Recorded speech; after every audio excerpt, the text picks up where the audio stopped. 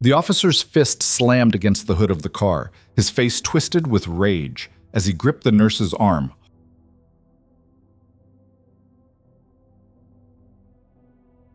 Hard enough to leave marks. Red and blue lights painted her pale face in chaotic strokes while she stood there, silent, steady, her scrubs still spotted with someone else's blood from her shift. Behind the tinted window of the passenger seat, a figure sat motionless, watching every second unfold with the stillness of a man who'd already calculated the outcome. She didn't flinch when the handcuffs came out, didn't beg when he shoved her against the cold metal, because Officer Derek Hollis had just made the worst mistake of his life, and he had no idea the quiet woman he was humiliating had survived things that would have broken him in minutes. Before we dive in, I need you to do something for me. Stay with this story until the very end, because what happens next will leave you speechless. If you enjoy it, hit that like button, drop a comment with the city you're watching from, and let me see just how far this story travels. Now, let's begin. Maplewood wasn't the kind of town where much happened after dark. It was a place where people knew their neighbors, where the coffee shop on Main Street still had a chalkboard menu, and where the biggest news story of the year was usually about the high school football team. But on this particular Tuesday night, under a sky bruised purple by the dying light, everything was about to change. Sarah Bennett pushed through the automatic doors of Crestview Memorial Hospital at exactly 11:47 p.m., her sneakers squeaking against the polished floor as she made her way toward the staff exit. Her scrubs, navy blue with tiny white stars, were wrinkled and stained, evidence of a shift that had gone from routine to chaos in the span of 3 hours. A car accident on Route 9 had brought in 4 patients simultaneously, 2 of them coding within minutes of arrival. Sarah had been elbow-deep in blood and adrenaline, her hands moving with the precision that came from 6 years in emergency medicine and 3 deployments in Afghanistan before that. She'd saved 2 lives tonight. The other 2 hadn't made it. The cool October air hit her face as she stepped into the parking lot, and she inhaled deeply, trying to shake off the weight of those closed eyes, those flatline monitors. Her Jeep Cherokee sat in its usual spot under the flickering streetlight, and she fished her keys from her pocket as she approached. The parking lot was nearly empty now, just a few scattered vehicles belonging to the night shift and the security guard making his rounds near the ER entrance. Sarah slid into the driver's seat and sat there for a moment, hands resting on the steering wheel, eyes closed. This was her routine. 5 minutes of silence before starting the engine. 5 minutes to transition from Nurse Sarah, who had to stay calm while a mother screamed for her dying son, back to just Sarah, who still had to figure out what to make for dinner tomorrow. The passenger door opened. "Rough one?" The voice was familiar, warm, tinged with concern that never felt intrusive. She opened her eyes and looked at Marcus Bennett, her husband of 8 years, as he settled into the seat beside her. He was still in his suit, charcoal gray, perfectly pressed despite the long day. His tie was loosened just slightly, the only concession to the fact that it was nearly midnight. 4 critical from a pileup, Sarah said quietly. 2 didn't make it, both under 25. Marcus reached over and squeezed her hand. He didn't offer empty platitudes or try to fix it. That was one of the things she loved about him. He understood that sometimes there was nothing to say. "You ready to head home?" he asked. Sarah nodded, started the engine, and pulled out of the parking lot. The drive from Crestview Memorial to their house on Oakwood Drive usually took 15 minutes, a straight shot down Riverside Boulevard that cut through the older part of town. Tonight, she took the road on autopilot, her mind still replaying the moment when the younger patient's heart had stopped responding to compressions. When Dr. Patel had finally called it, she barely registered the traffic light turning yellow as she crossed the intersection near 4th Street. The sirens came out of nowhere. Sarah's eyes flicked to the rearview mirror where blue and red lights suddenly blazed to life, bright enough to make her squint. Her heart kicked once, hard, before training took over. She eased off the gas, flicked on her turn signal, and pulled smoothly to the curb in front of a closed laundromat. The police cruiser followed, stopping directly behind her with its lights still spinning. "What's this about?" Marcus asked, his tone neutral but his posture shifting slightly, straighter, more alert. "No idea," Sarah said. "I wasn't speeding, didn't run any lights." She rolled down her window and placed both hands on the steering wheel where they could be seen clearly. This was muscle memory too, though from a different kind of training. In the Army, they drilled situational awareness into her until it became second nature. Know your exits. Control your breathing. Never give anyone a reason to escalate. The officer took his time approaching. Sarah watched him in the side mirror, tall, broad-shouldered, moving with the swagger of someone who'd never had his authority questioned. When he reached her window, he leaned down slightly, his hand resting on his belt near his service weapon. "License and registration," he said. "Not asked. Demanded." "Of course, officer." Sarah's voice was calm, professional. She moved slowly, deliberately, reaching for the glove compartment. "I'm getting my registration now. My license is in my purse on the floor." Officer Derek Hollis, his name tag glinted in the streetlight, watched her with narrowed eyes. He was maybe 30, with the kind of clean-cut appearance that suggested he spent more time at the gym than at the firing range. There was something in his expression that Sarah recognized immediately, though she couldn't quite name it yet. A hardness, an edge. She handed over the documents with steady hands. Hollis took them, barely glanced at her license, and said, "You know why I pulled you over?" "No, sir. I wasn't aware of any violation." "You ran that light back at 4th. Sarah blinked. "The light was yellow when I entered the intersection. I had right of way." "That's not how I saw it." His tone had shifted, taking on a mocking quality that made her jaw tighten. "You think you know the law better than a police officer?" "I'm just telling you what happened," Sarah said evenly. Beside her, Marcus remained perfectly still, though she could feel the tension radiating from him. Hollis straightened up, studying the Jeep with exaggerated interest. "This vehicle registered to you?" "Yes." "You been drinking tonight?" "No." "Where are you coming from?" "Crestview Memorial. I'm a nurse. Just got off a 12-hour shift." Something flickered across Hollis's face at that. Not sympathy, but something darker. Resentment, maybe. Or disdain. "A nurse," he repeated slowly, like he was tasting the word. "Bet you think that makes you special, huh? Think that gives you a pass?" Sarah felt the first whisper of real concern. This wasn't standard procedure. This was personal in a way that made no sense. "I don't think I'm special, officer. I'm just explaining where I've been." "Step out of the vehicle." The words landed like stones. "Is that necessary?" Sarah asked carefully. "I've provided my documentation. I haven't violated any—" "I said step out of the vehicle. Now." Marcus spoke for the first time, his voice quiet but carrying weight. "Officer, my wife has been cooperative. What's the reason for—" "I wasn't talking to you." Hollis's eyes snapped to Marcus, and something ugly crossed his face. "You got something to say. You wait your turn." Sarah's pulse kicked up a notch. She'd seen this before, in different contexts, different countries. The moment when someone with a little bit of power decided to flex it, consequences be damned. She'd seen it end badly more times than she could count. "It's fine," she said quietly to Marcus. Then to Hollis, "I'm stepping out now. My movements will be slow and clear." She opened the door carefully, keeping her hands visible as she swung her legs out and stood on the sidewalk. The October night had turned colder, and she was suddenly very aware of how isolated the street was. The laundromat's neon sign buzzed quietly overhead. No other cars passed. No pedestrians. Hollis moved closer, invading her personal space in a way that was clearly intentional. "You think you're better than me?" The question came out of nowhere, and Sarah blinked. "No, I don't think that at all." "Yeah, you do. I can see it. All you people with your degrees and your fancy jobs, you think we're just stupid grunts. Think you can talk down to us." "I haven't talked down to anyone," Sarah said. Her voice remained level, but inside, alarm bells were ringing. This was escalating too fast, spiraling into territory that had nothing to do with a traffic stop. "I've been respectful. I've complied with everything you've asked." "Complied," Hollis sneered. "You hear that? Complied. Like you're doing me a favor." A car turned onto the street 2 blocks down, its headlight sweeping across the scene before it turned again and disappeared. Hollis didn't seem to notice. His attention was fixed entirely on Sarah, and she recognized the look in his eyes now.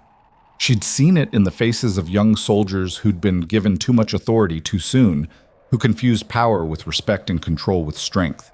"Turn around," Hollis ordered. "Hands on the vehicle. Am I under arrest? You're being detained for questioning. Turn around. Sarah hesitated for exactly 2 seconds, long enough to weigh her options, short enough not to give him an excuse. Then she turned slowly, placing her palms flat against the cold metal of her Jeep. Behind the tinted window, she could see Marcus's silhouette, completely still. Hollis's hands were rough as he began to pat her down, the procedure invasive and unnecessary. Sarah stared straight ahead, forcing herself to breathe slowly. She'd endured worse. Mortar fire in Kandahar, treating casualties while rounds snapped overhead. A traffic stop with an aggressive cop was nothing compared to that. But it shouldn't have to be compared. It shouldn't be happening at all. You carrying anything I should know about? Hollis asked, his breath hot on the back of her neck. Drugs? Weapons? Needles? No. You sure about that? Because I'm thinking maybe I should search this vehicle, see what else you might be hiding. A second police cruiser pulled up then, parking across the street. Sarah felt a tiny flicker of relief. Witnesses, backup, someone else who might restore some sanity to this situation. But when the second officer stepped out, a younger man with red hair and a nervous expression, he didn't approach. He just stood by his car, watching. Officer Reynolds? Hollis called out without turning. Come here. I need you to witness this. Reynolds approached slowly, his eyes darting between Hollis and Sarah. What's the situation, Derek? Ran a red light, acting suspicious, giving me attitude. Sarah's hands tightened against the Jeep, but she didn't speak. Every word she said now could be twisted, used against her. She'd learned that lesson the hard way in the military. Sometimes silence was the only defense. You want me to call it in? Reynolds asked uncertainly. Not yet. I'm going to search the vehicle first, make sure there's nothing illegal. Derek, maybe you should do your job and back me up, Reynolds. The younger officer's mouth closed. He stepped back, positioned himself near the Jeep's rear bumper, and said nothing more. Hollis reached for the driver's door handle, and that's when Marcus moved. The passenger door opened smoothly, and Marcus Bennett stepped out onto the sidewalk with the kind of measured calm that came from years of practice. He didn't rush, didn't shout. He simply stood there, hands loose at his sides, and said, Officer Hollis? It wasn't a question. It was a statement, flat and neutral, carrying no emotion at all. Hollis straightened up, irritation flashing across his face. I told you to stay in the vehicle, and I'm choosing not to. Marcus's voice remained level. My wife has done nothing wrong. She's cooperated fully. You have no legal basis for this search. I have probable cause. Based on what? Based on suspicious behavior and running a yellow light that you claim was red, which you can't prove without dashcam footage? Marcus took a single step forward. Refusing to answer questions without an attorney present isn't suspicious behavior. It's a constitutional right. Hollis's jaw clenched. You a lawyer? No. Then shut your mouth before I arrest you for interference. On what charge, specifically? The question hung in the air between them. Sarah, still facing the Jeep with her hands pressed against the hood, felt the dynamic shifting. Hollis was used to people backing down, apologizing, scrambling to prove they weren't a threat. Marcus wasn't doing any of those things. You know what? Hollis said, his voice rising. Both of you, hands behind your backs. You're both under arrest. For what? Marcus asked again, still calm. Obstruction, resisting, public disturbance. I'll figure it out. Reynolds cleared his throat nervously. Derek, I don't think... Cuffs. Now. The younger officer hesitated, then slowly reached for the handcuffs on his belt.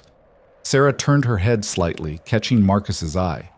They'd been together long enough that words weren't necessary. She could see the calculation in his expression, the decision being made in real time. Wait, his eyes said. Not yet. Sarah nodded fractionally and turned back around, wrists already moving behind her back. The metal was cold when it touched her skin, the click of the mechanism loud in the quiet street. She'd been restrained before, during combat training, during certification courses. But never like this, never while standing on a street in her hometown, still wearing scrubs stained with her patient's blood.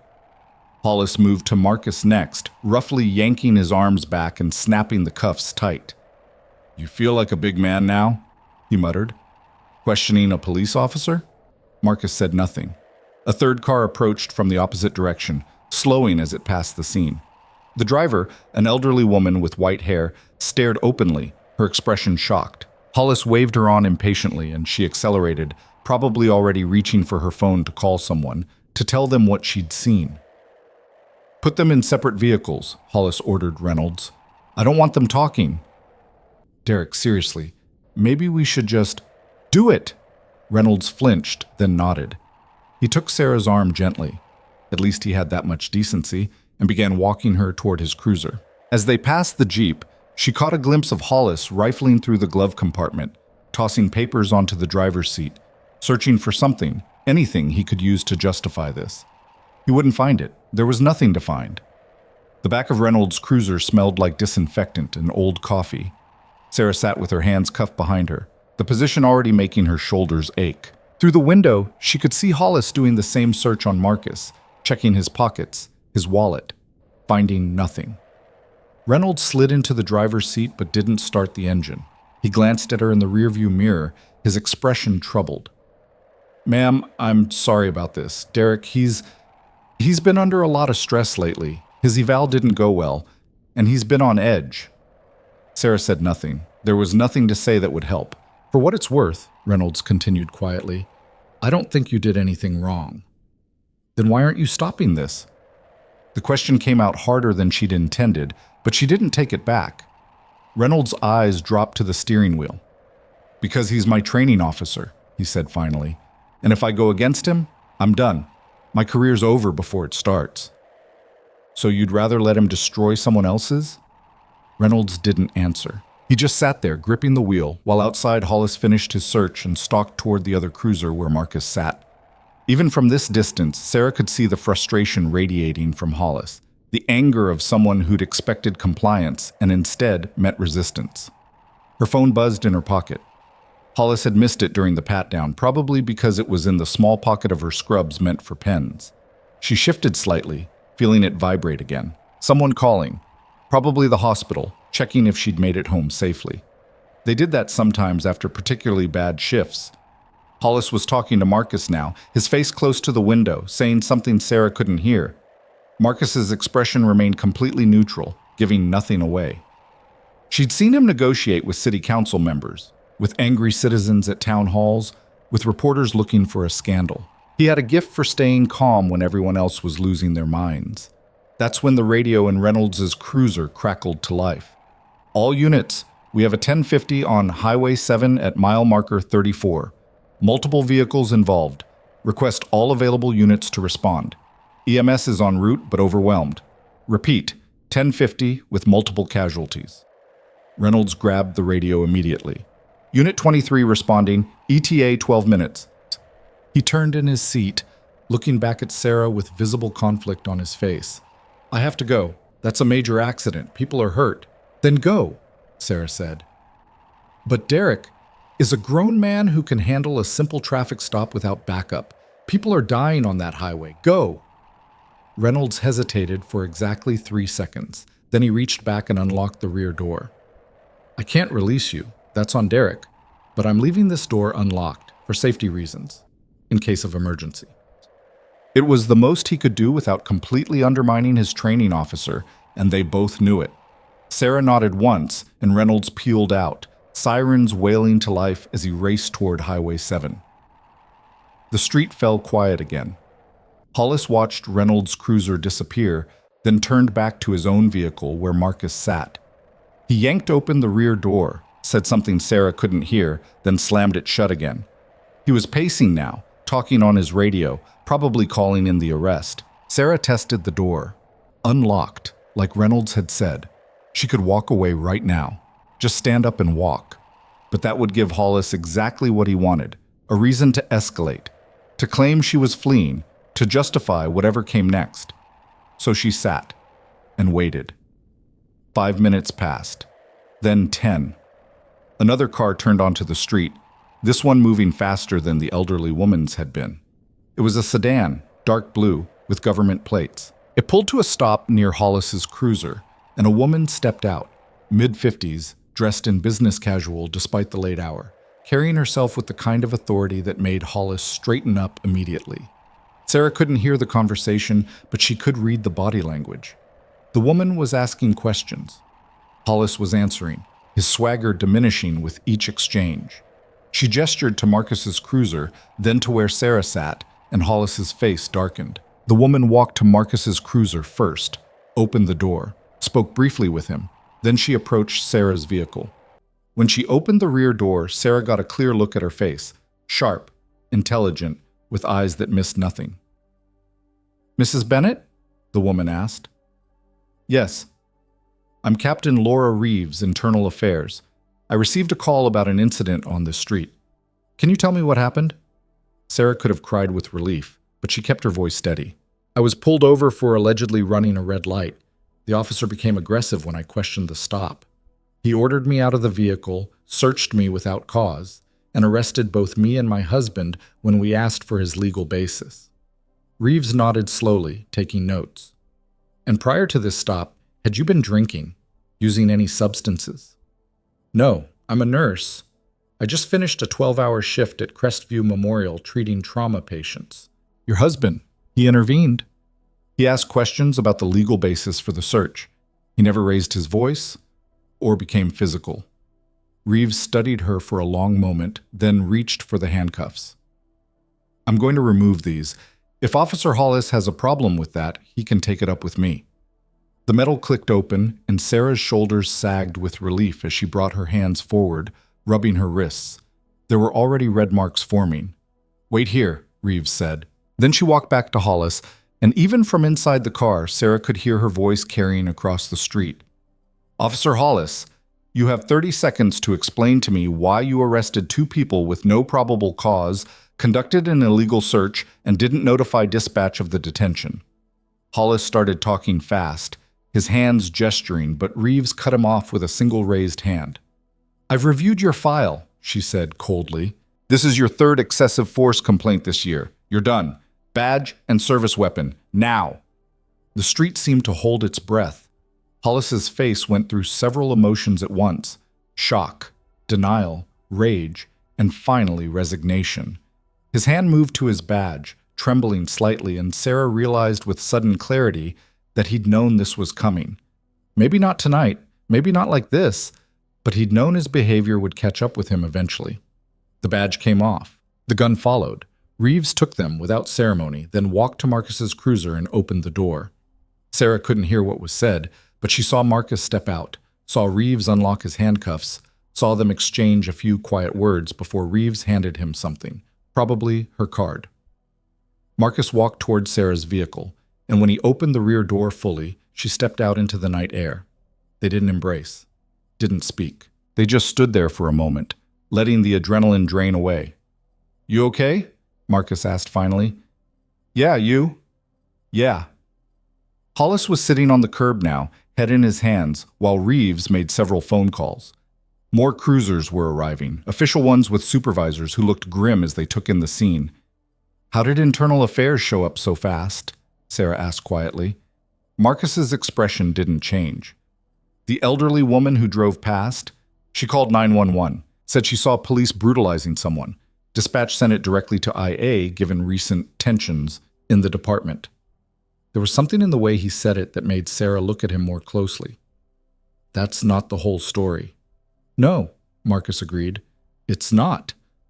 One of the supervisors approached them, a lieutenant with salt and pepper hair and tired eyes. "Mr. and Mrs. Bennett, I apologize for what you've experienced tonight. We'll need formal statements, but that can wait until morning if you prefer. Captain Reeves will be in touch." "That's fine," Sarah said. "But I want it on record that Officer Reynolds left the scene to respond to an emergency on Highway 7. He shouldn't be penalized for that." The lieutenant made a note. "Understood. Is there anything else you need right now? Medical attention?" Sarah almost laughed. "I am medical attention." "Right." The lieutenant had the grace to look embarrassed. "Of course. Well, you're free to go. Again, my apologies." They walked back to the Jeep, and this time Sarah let Marcus drive. She sat in the passenger seat, watching the scene recede in the side mirror, Hollis still on the curb, Reeves coordinating with the arriving supervisors, the whole mess of red and blue lights painting the street in chaos. "You didn't answer my question," Sarah said after several blocks of silence. How did I really get there so fast? Marcus was quiet for a long moment. When he finally spoke, his voice was measured, careful. The woman who called 911. She's married to the deputy chief, and when she described what she saw, he made some calls, including one to Captain Reeves. And Reeves just happened to be available at midnight? She was already investigating Hollis, had been for weeks. 3 excessive force complaints, remember? Tonight was just the evidence she needed to move. Sarah processed this, turning it over in her mind. So this was coordinated? No, it was fortunate timing. Sometimes the system actually works. But there was still something he wasn't saying. Sarah could feel it in the spaces between his words, in the way he kept his eyes on the road instead of looking at her. Marcus, he sighed, a sound that seemed to carry the weight of the entire evening. There's something you should know. I was going to tell you tomorrow, but given what just happened, tell me what? I got a call this afternoon from the mayor's office. Chief Morrison is retiring at the end of the month. Sarah's exhaustion made her slow to connect the dots, but then it clicked. Oh. They're offering me the position, Chief of Police for the city of Maplewood. The words settled between them like snow, quiet and heavy. Sarah stared at her husband. This man who'd been sitting silently in the passenger seat while a cop roughed up his wife, who'd waited patiently for the right moment to act, who'd probably called in favors she didn't even know about. You already accepted, she said. It wasn't a question. This afternoon, yes, before your shift. Why didn't you tell me? I wanted to wait until you got home. Wanted to celebrate properly. He finally glanced at her, his expression soft. Didn't expect the universe to throw this at us first. Sarah leaned back against the headrest, processing everything. Her husband, the police chief. It explained so much. Why he'd stayed calm. Why he'd known exactly how to handle Hollis. Why Reeves had appeared like she'd been waiting for the call. Hollis didn't know, she said. No, the announcement doesn't go public until Friday. But he will, soon. Yeah. Marcus's hands tightened on the steering wheel. He will. They drove the rest of the way home in silence, and when they finally pulled into their driveway on Oakwood Drive, Sarah realized her hands were shaking. Not from fear, she'd been through too much to be afraid of one angry cop, but from the sheer weight of what had almost happened. What could have happened, if not for phone calls and timing and a woman who'd decided to get involved. Inside, Marcus poured them both whiskey while Sarah changed out of her scrubs and into soft pajamas. They sat on the couch together, not watching TV, not talking, just existing in the same space while their nervous systems slowly remembered how to be calm. I should have told him, Sarah said finally, who you were. Would it have mattered? Maybe. People treat you differently when they know you have power. That's exactly why you shouldn't have to tell them. Marcus set his glass down, turning to face her fully. You shouldn't need power to be treated with basic human dignity. That's the whole problem. Sarah knew he was right, but it didn't change the fact that she'd been humiliated on a public street while wearing scrubs still stained from saving lives.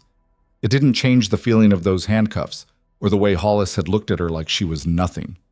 Her phone buzzed then, finally pulled from her pocket and plugged in to charge. 7 missed calls from the hospital. She called back immediately. This is Sarah Bennett. Sorry I was unavailable. Is everything okay? The voice on the other end belonged to Dr. Patel, and he sounded exhausted. Sarah, thank God. We have a situation. The accident on Highway 7 brought in 15 patients. We're completely overwhelmed. I know you just left, but we desperately need help. Sarah looked at Marcus, who was watching her with understanding already forming in his eyes. She thought about staying home, about taking care of herself for once, about letting someone else handle the crisis. Then she thought about those 15 patients who hadn't asked to be in an accident tonight, who probably had families waiting to hear if they were okay, who needed someone with steady hands and a clear head to help them survive. I'll be there in 20 minutes, she said. She changed back into clean scrubs, kept a spare set at home for exactly this reason, and grabbed her keys. Marcus followed her to the door. You sure? He asked. People are hurt. I'm not. Sarah, I'm fine, really. She kissed him quickly. Get some sleep. We'll talk about the chief thing tomorrow. But as she drove back toward Crestview Memorial, passing the street where she'd been detained less than an hour ago, Sarah realized she wasn't fine. Not completely. The adrenaline was wearing off, leaving behind a cold anger that settled in her chest like ice. Derek Hollis had tried to break her tonight, had tried to make her small, to put her in her place, to remind her that he had power and she didn't. What he'd failed to understand was that Sarah Bennett had stared down worse than him and won. The hospital came into view, its emergency entrance blazing with light and activity. Ambulances lined the bay, their rear doors standing open. She could see staff running, could hear shouting, could feel the familiar pull of controlled chaos that came with mass casualties. Sarah parked, grabbed her badge, and strode toward the entrance. A young resident she didn't recognize looked up as she approached, relief flooding his face. "Dr. Patel said you were coming back, thank God. We've got 3 in critical, 2 in surgery, and what?" "Show me where you need me most," Sarah interrupted, already moving. The next 6 hours blurred together. She intubated a 17-year-old girl who'd been ejected from a vehicle. Stabilized a man with a punctured lung. Helped doctor. Patel worked through a cardiac tamponade that would have killed the patient in another 10 minutes. She worked until her hands were steady again, until the cold anger in her chest transformed into something else. Not peace exactly, but purpose. When she finally left the hospital again, the sun was rising over Maplewood, painting the sky in shades of pink and gold. Sarah sat in her Jeep for those 5 minutes like always, letting the shift drain away. But this time her phone rang before she could start the engine. Unknown number. "This is Sarah." "Mrs. Bennett, this is Captain Laura Reeves. I'm sorry to call so early, but I wanted to update you on the situation with Officer Hollis." Sarah sat up straighter. "Go ahead." "He's been terminated, effective immediately. Additionally, based on evidence from tonight and previous complaints, he's facing criminal charges for assault, false imprisonment, and abuse of authority. The district attorney is moving forward with prosecution." The word should have felt like victory, but instead Sarah just felt tired. "What about the other officers? The one who left to respond to the highway accident?" "Reynolds? He's being commended for prioritizing emergency response and for his cooperation with the investigation. He'll keep his job." "Good. He seemed like he was trying to do the right thing. We're also implementing mandatory retraining for the entire department on de-escalation and civil rights. Your husband insisted on it as a condition of accepting his new position." Sarah smiled slightly. "Of course he did." "There's one more thing," Reeves continued. "The mayor wants to meet with you, apologize personally. Would you be willing to—" "No," Sarah said firmly. "I don't need an apology from the mayor. I need the department to do better, to train better, to hire better. That's what matters." Reeves was quiet for a moment. "You know, Mrs. Bennett, most people in your situation would be looking for a settlement, compensation, media attention. I'm not most people." "No," Reeves agreed. "You're certainly not. For what it's worth, I'm glad tonight ended the way it did. And I'm sorry it happened at all." After they hung up, Sarah finally started the engine and drove home. Marcus was awake when she arrived, coffee already made, eggs and toast waiting on the table. He changed into jeans and a casual shirt, looking more relaxed than he had in months.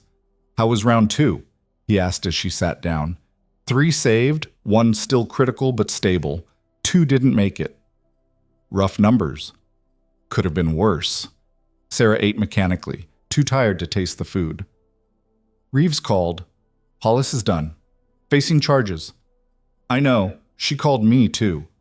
"Of course she did." Sarah set down her fork. "You know this is going to get complicated now, right? You being chief, me being your wife. People are going to talk." "Let them talk. I didn't take the job to make friends. I took it to fix a broken system." "That's very noble. Also very naive." Marcus smiled. "Maybe. But I've got a secret weapon." "What's that?" "A wife who doesn't need anyone's approval to know her worth." Sarah wanted to argue with that, to point out that she'd felt plenty small and worthless sitting in the back of that police cruiser with her hands cuffed behind her back. But she also knew what he meant. Hollis hadn't broken her, hadn't even come close.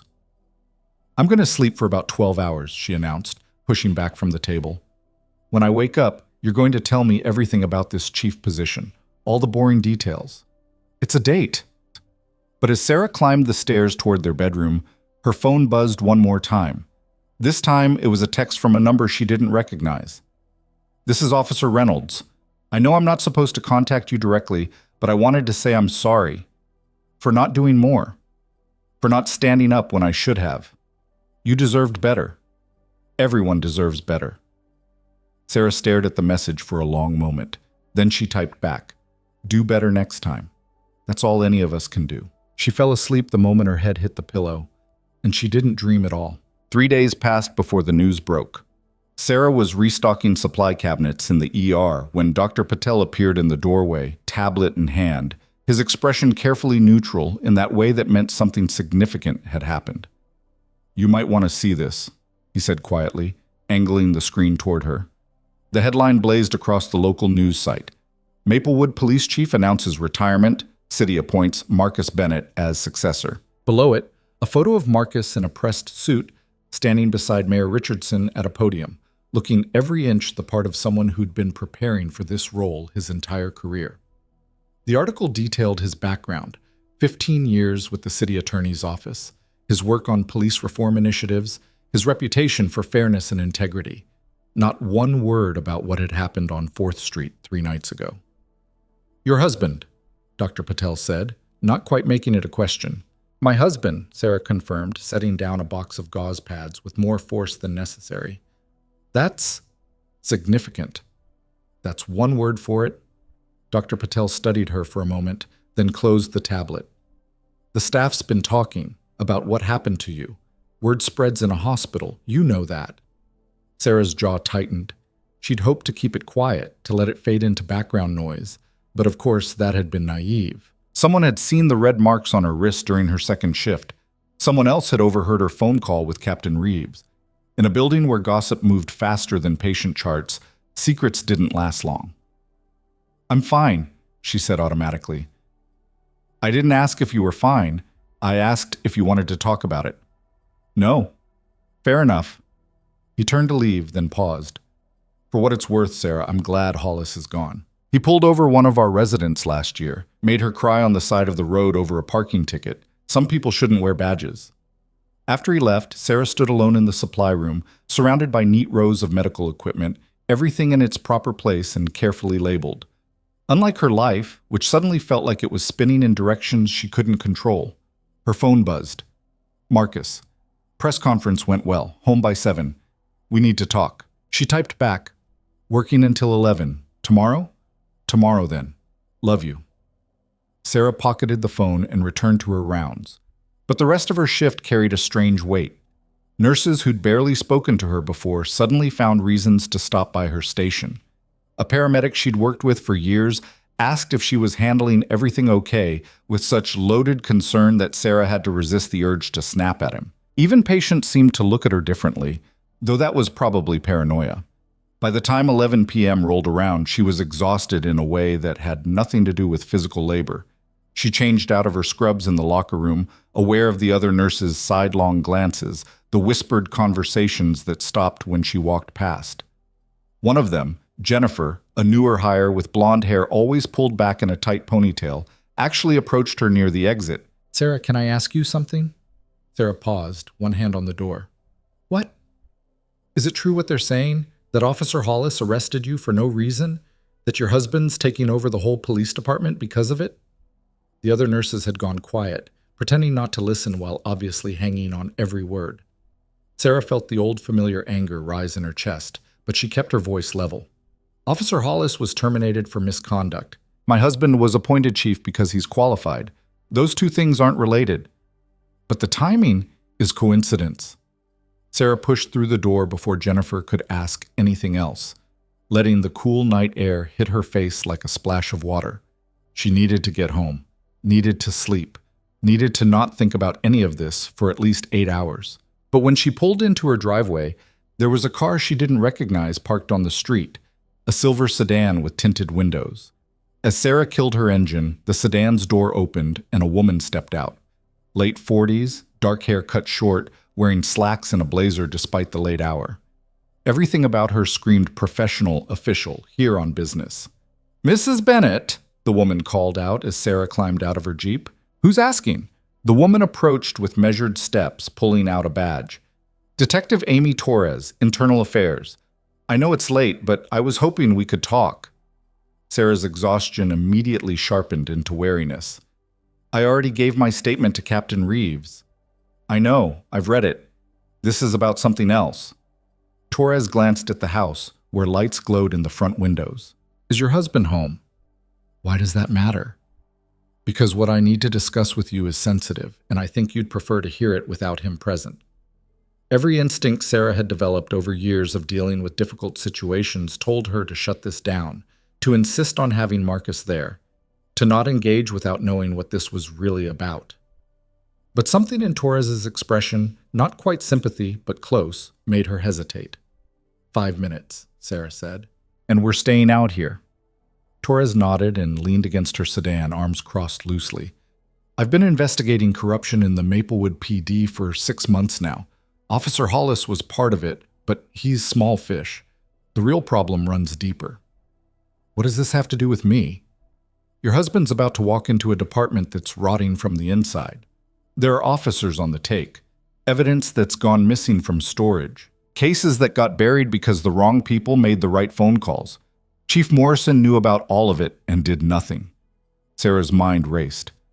And you're telling me this because? Because your husband has a reputation for being clean, for not playing politics, and because what happened to you 3 nights ago. That's going to be the first test of whether he can actually change anything or if he's just another figurehead. Torres pulled a folder from her jacket and held it out. This is everything I have so far. Names, dates, bank records, enough to start asking the right questions. Why not take it to the DA yourself? Because half the DA's office plays golf with the cops I'm investigating. Because Morrison's retirement party is being thrown by a defense attorney who's made millions getting charges dropped on technicalities.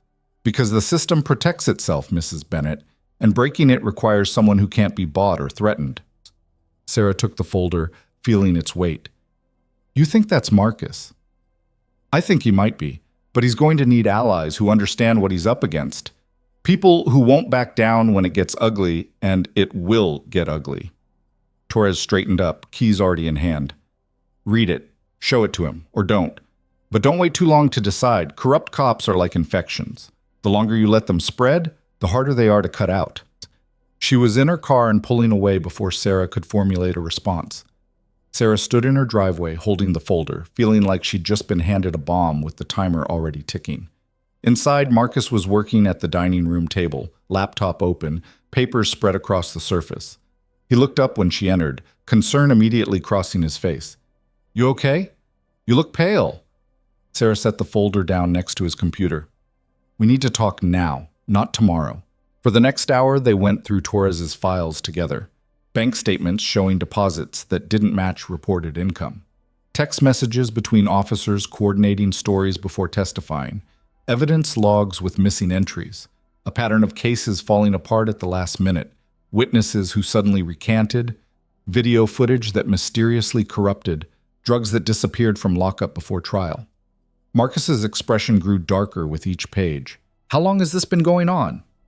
According to Torres, years, maybe decades. And Morrison knew. Apparently. Marcus closed the last file and sat back, rubbing his face. If I bring this forward on day 1, before I've even had time to assess the department myself, it'll look like a witch hunt, like I'm trying to clean house to protect my own interests. And if you don't, then I'm complicit. I become part of the problem. Sarah understood the trap immediately. Act too fast and he'd be accused of overreach, of letting personal vendetta drive policy. Wait too long, and the corruption would dig deeper, build defenses, maybe even compromise whatever reforms he tried to implement. What did Torres say when she gave this to you? Marcus asked.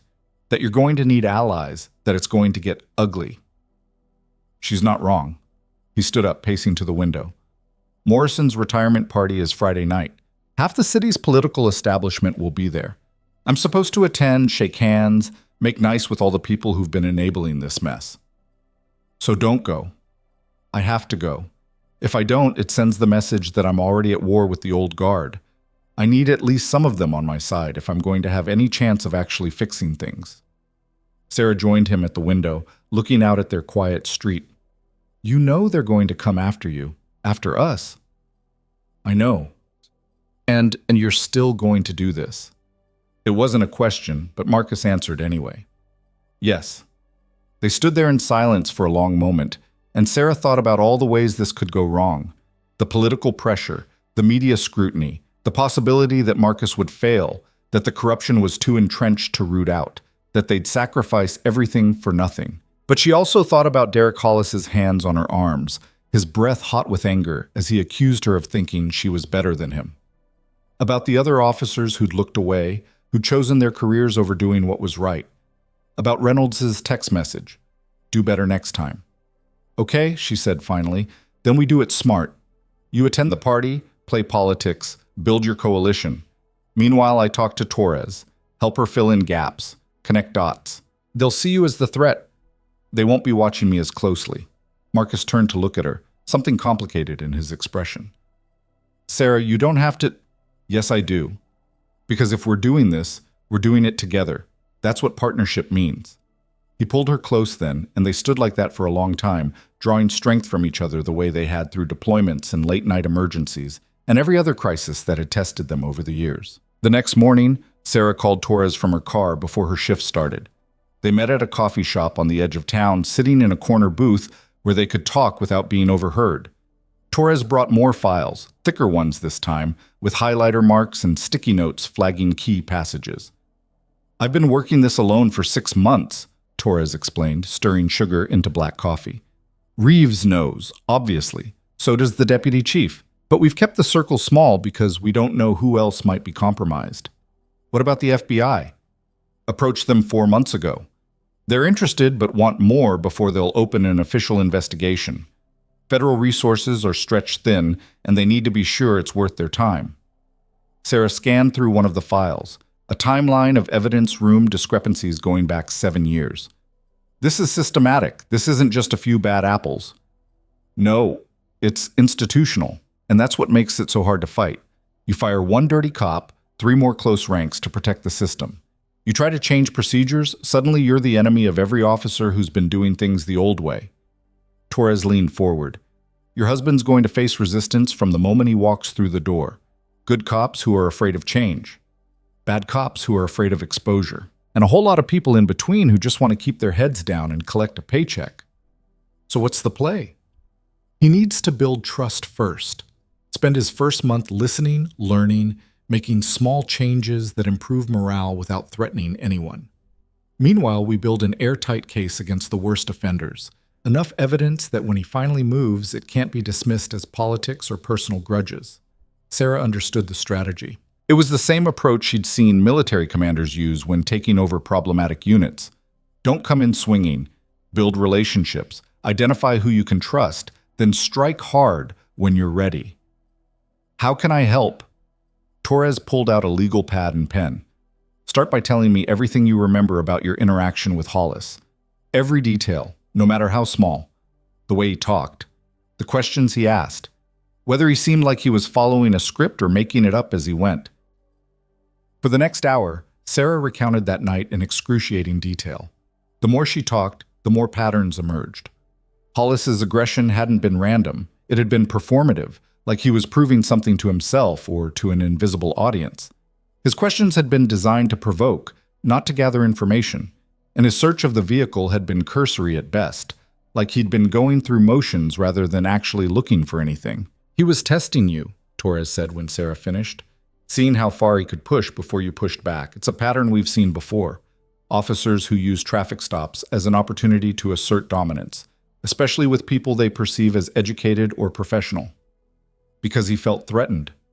Because the power dynamics of his life are all wrong, and pulling people over is the only place where he gets to be in control." Torres made a note. "This is useful. It fits with complaints from other victims. And yes, that's what you are, even if you hate that word." Sarah did hate it. Victim implied helplessness, and she'd never felt helpless. Angry, yes. Violated, definitely. But not helpless. Her phone rang then, the hospital, calling her in early because they were short-staffed. Sarah took the call, agreed to come in immediately, and stood to leave. Torres caught her arm gently. "Be careful," Torres said. "The people we're investigating have a lot to lose. Once they realize your husband's serious about reform, they'll start looking for leverage, and you're the most obvious pressure point. Let them try. Torres smiled grimly. That's what I was hoping you'd say. Sarah drove to Crestview Memorial with her mind churning through possibilities and contingencies. She'd spent enough time in hostile situations to know that preparation was everything. Torres was right. They'd come after her eventually. The question was what form that attack would take. The answer came sooner than expected. She was 3 hours into her shift when a patient arrived via ambulance, male, mid-30s, unconscious, showing signs of severe head trauma. The paramedics rattled off vitals as they wheeled him into Trauma Bay 3, and Sarah prepped for what looked like another routine emergency. Then she saw his face. Officer Reynolds. What happened? She asked sharply, already moving to assess his injuries while a resident began intubation. The lead paramedic checked his notes. Found unconscious in his apartment by his roommate. Looks like he fell and hit his head on the coffee table. Blood alcohol was 0.18. Sarah's hand stilled for just a fraction of a second. 0.18 was drunk, but Reynolds hadn't struck her as someone with a drinking problem. And the injury pattern was wrong. The laceration on his scalp was clean, almost surgical, not the messy wound you'd expect from falling onto furniture. But she kept that observation to herself and focused on keeping him alive. They stabilized him, got him into CT, confirmed a subdural hematoma that would require surgery. Doctor? Patel scrubbed in personally, and Sarah assisted, her mind working through two parallel tracks, the immediate medical crisis and the larger implications of what this might mean. Reynolds had helped her, had left that scene to respond to the highway accident, had texted her an apology, and now he was on her operating table with an injury that didn't quite add up. The surgery took 4 hours. When they were done, Reynolds was stable but still unconscious, his prognosis uncertain. Sarah pulled off her gloves and mask, exhaustion settling into her bones, and found Torres waiting in the hallway outside the OR. How did you know he was here? Sarah asked. I have alerts set up for any officer brought into emergency care, part of my investigation. Torres's expression was grave. What can you tell me about his injuries?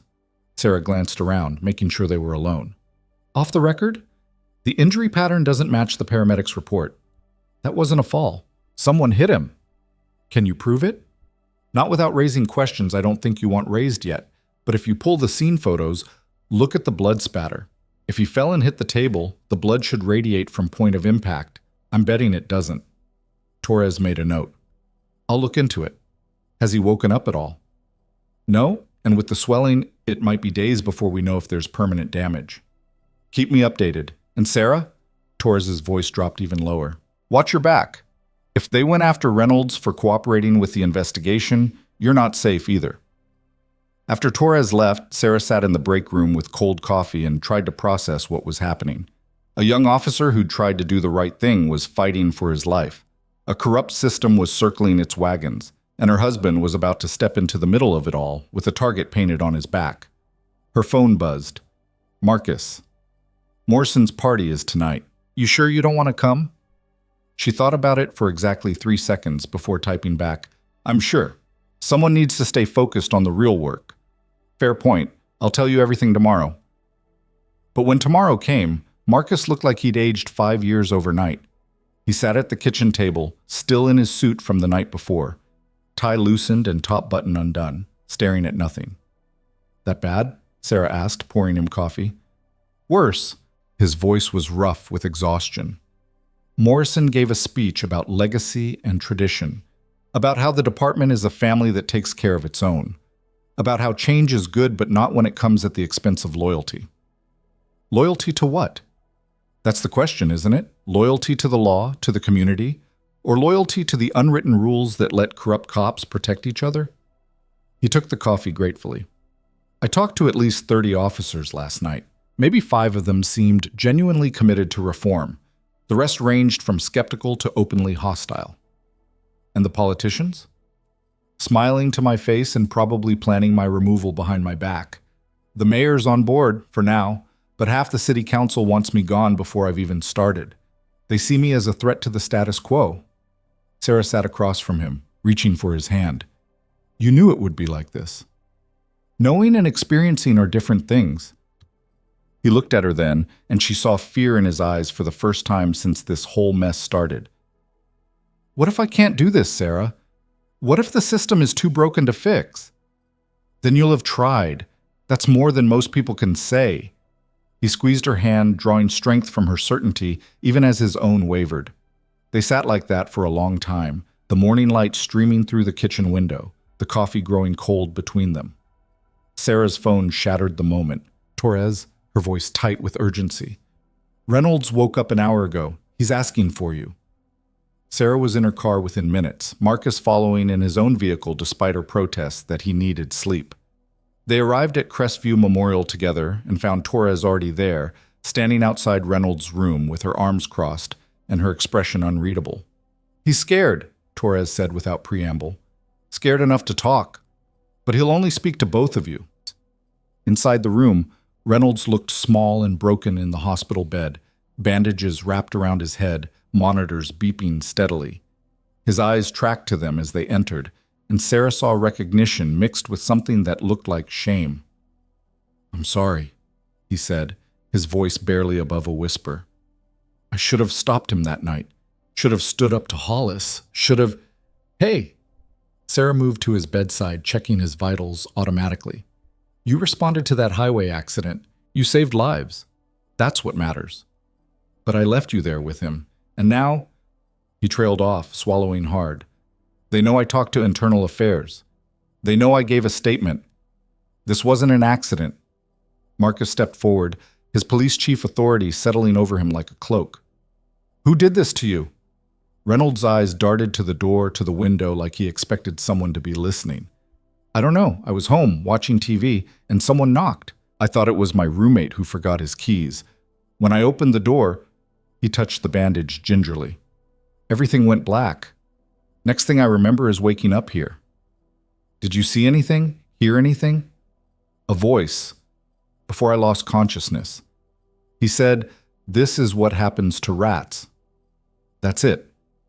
The word hung in the air between them, heavy with implication. Rat.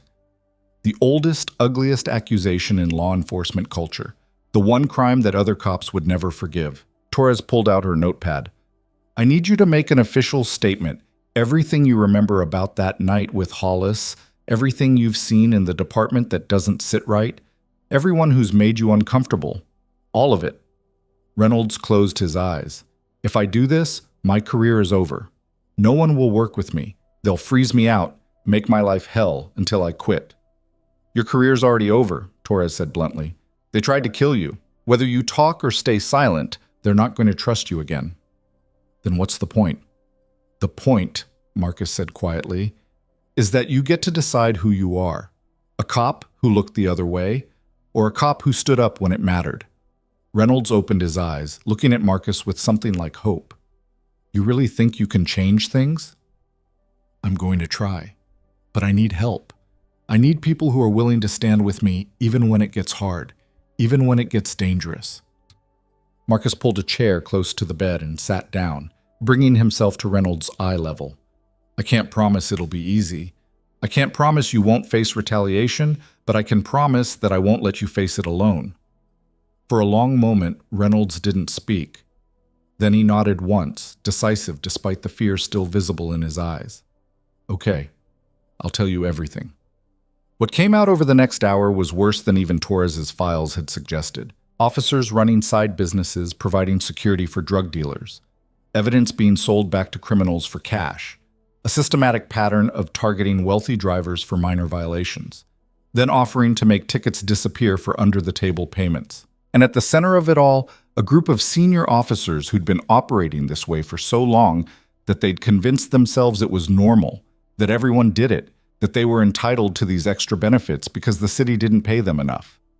Morrison had known, had participated even, back before he became chief. But as he'd risen through the ranks, he'd shifted from active participant to passive enabler, looking the other way while his officers ran their schemes as long as they didn't embarrass the department publicly. How many officers are involved? Marcus asked, his voice tight. Actively? Maybe 15. But twice that many know about it and stay quiet because speaking up is career suicide. And Hollis? Was small time, rough people up to feel powerful, take a bribe here and there, but he wasn't connected to the real money. That's probably why they were willing to let him burn. He wasn't important enough to protect. Sarah felt sick listening to this, understanding with horrible clarity that the night she'd been detained wasn't an isolated incident, but a symptom of systemic rot. How many other people had been victimized by these officers? How many cases had been corrupted? How much damage had been done in the name of loyalty and tradition? Torres was scribbling notes furiously, already building her case. Marcus sat very still, processing everything, his mind clearly working through implications and strategies. And Reynolds looked simultaneously relieved and terrified, like he'd just jumped off a cliff and wasn't sure if there was water or rocks waiting below. I need names, Torres said finally. Everyone involved, everyone who knows, everyone who's looked the other way. Reynolds gave them 17 names in total, including 2 sergeants and a lieutenant, officers Sarah had seen around town, at community events, at the hospital when they brought in suspects or victims. People who'd smiled and joked and pretended to be protectors while actually being predators. When they finally left Reynolds' room 2 hours later, Sarah felt exhausted in a way that had nothing to do with lack of sleep. Marcus looked worse. His face had gone pale, his jaw set in that way that meant he was barely containing fury. Torres walked them to their cars. This is enough. With Reynolds' testimony and my evidence, I can bring this to the FBI tomorrow. They'll have to open an investigation. How long will that take? Marcus asked. Months, maybe years. Federal cases move slowly. We don't have years. If those officers suspect Reynolds talked, they might destroy evidence, intimidate witnesses, disappear resources we need. Marcus's hands clenched into fists. We need to move faster. Then we take a risk, Torres said. You start making changes immediately. Reassignments, policy updates, increased oversight. Make it uncomfortable enough that the guilty ones start getting nervous, start making mistakes. That'll expose us before we're ready. We're already exposed. They went after Reynolds. They know something's coming. The question is whether we act decisively or let them dictate the timeline. Sarah watched the two of them debate strategy, saw the impossible position Marcus was in. Act too slowly and give corruption time to dig deeper. Act too quickly and risk the whole case falling apart due to procedural errors or insufficient evidence. Her phone rang then. The hospital again, doctor. Patel's name on the screen. She answered, expecting to be called in for another shift. Sarah, you need to get back here. Now. The urgency in his voice sent ice through her veins. What happened? Reynolds just coded. We're trying to resuscitate him now, but... Dr. Patel's voice cracked slightly. Sarah, his IV line was tampered with. Someone injected something into his saline bag. Security's reviewing footage now, but whoever did this knew what they were doing. The phone almost slipped from Sarah's suddenly numb fingers.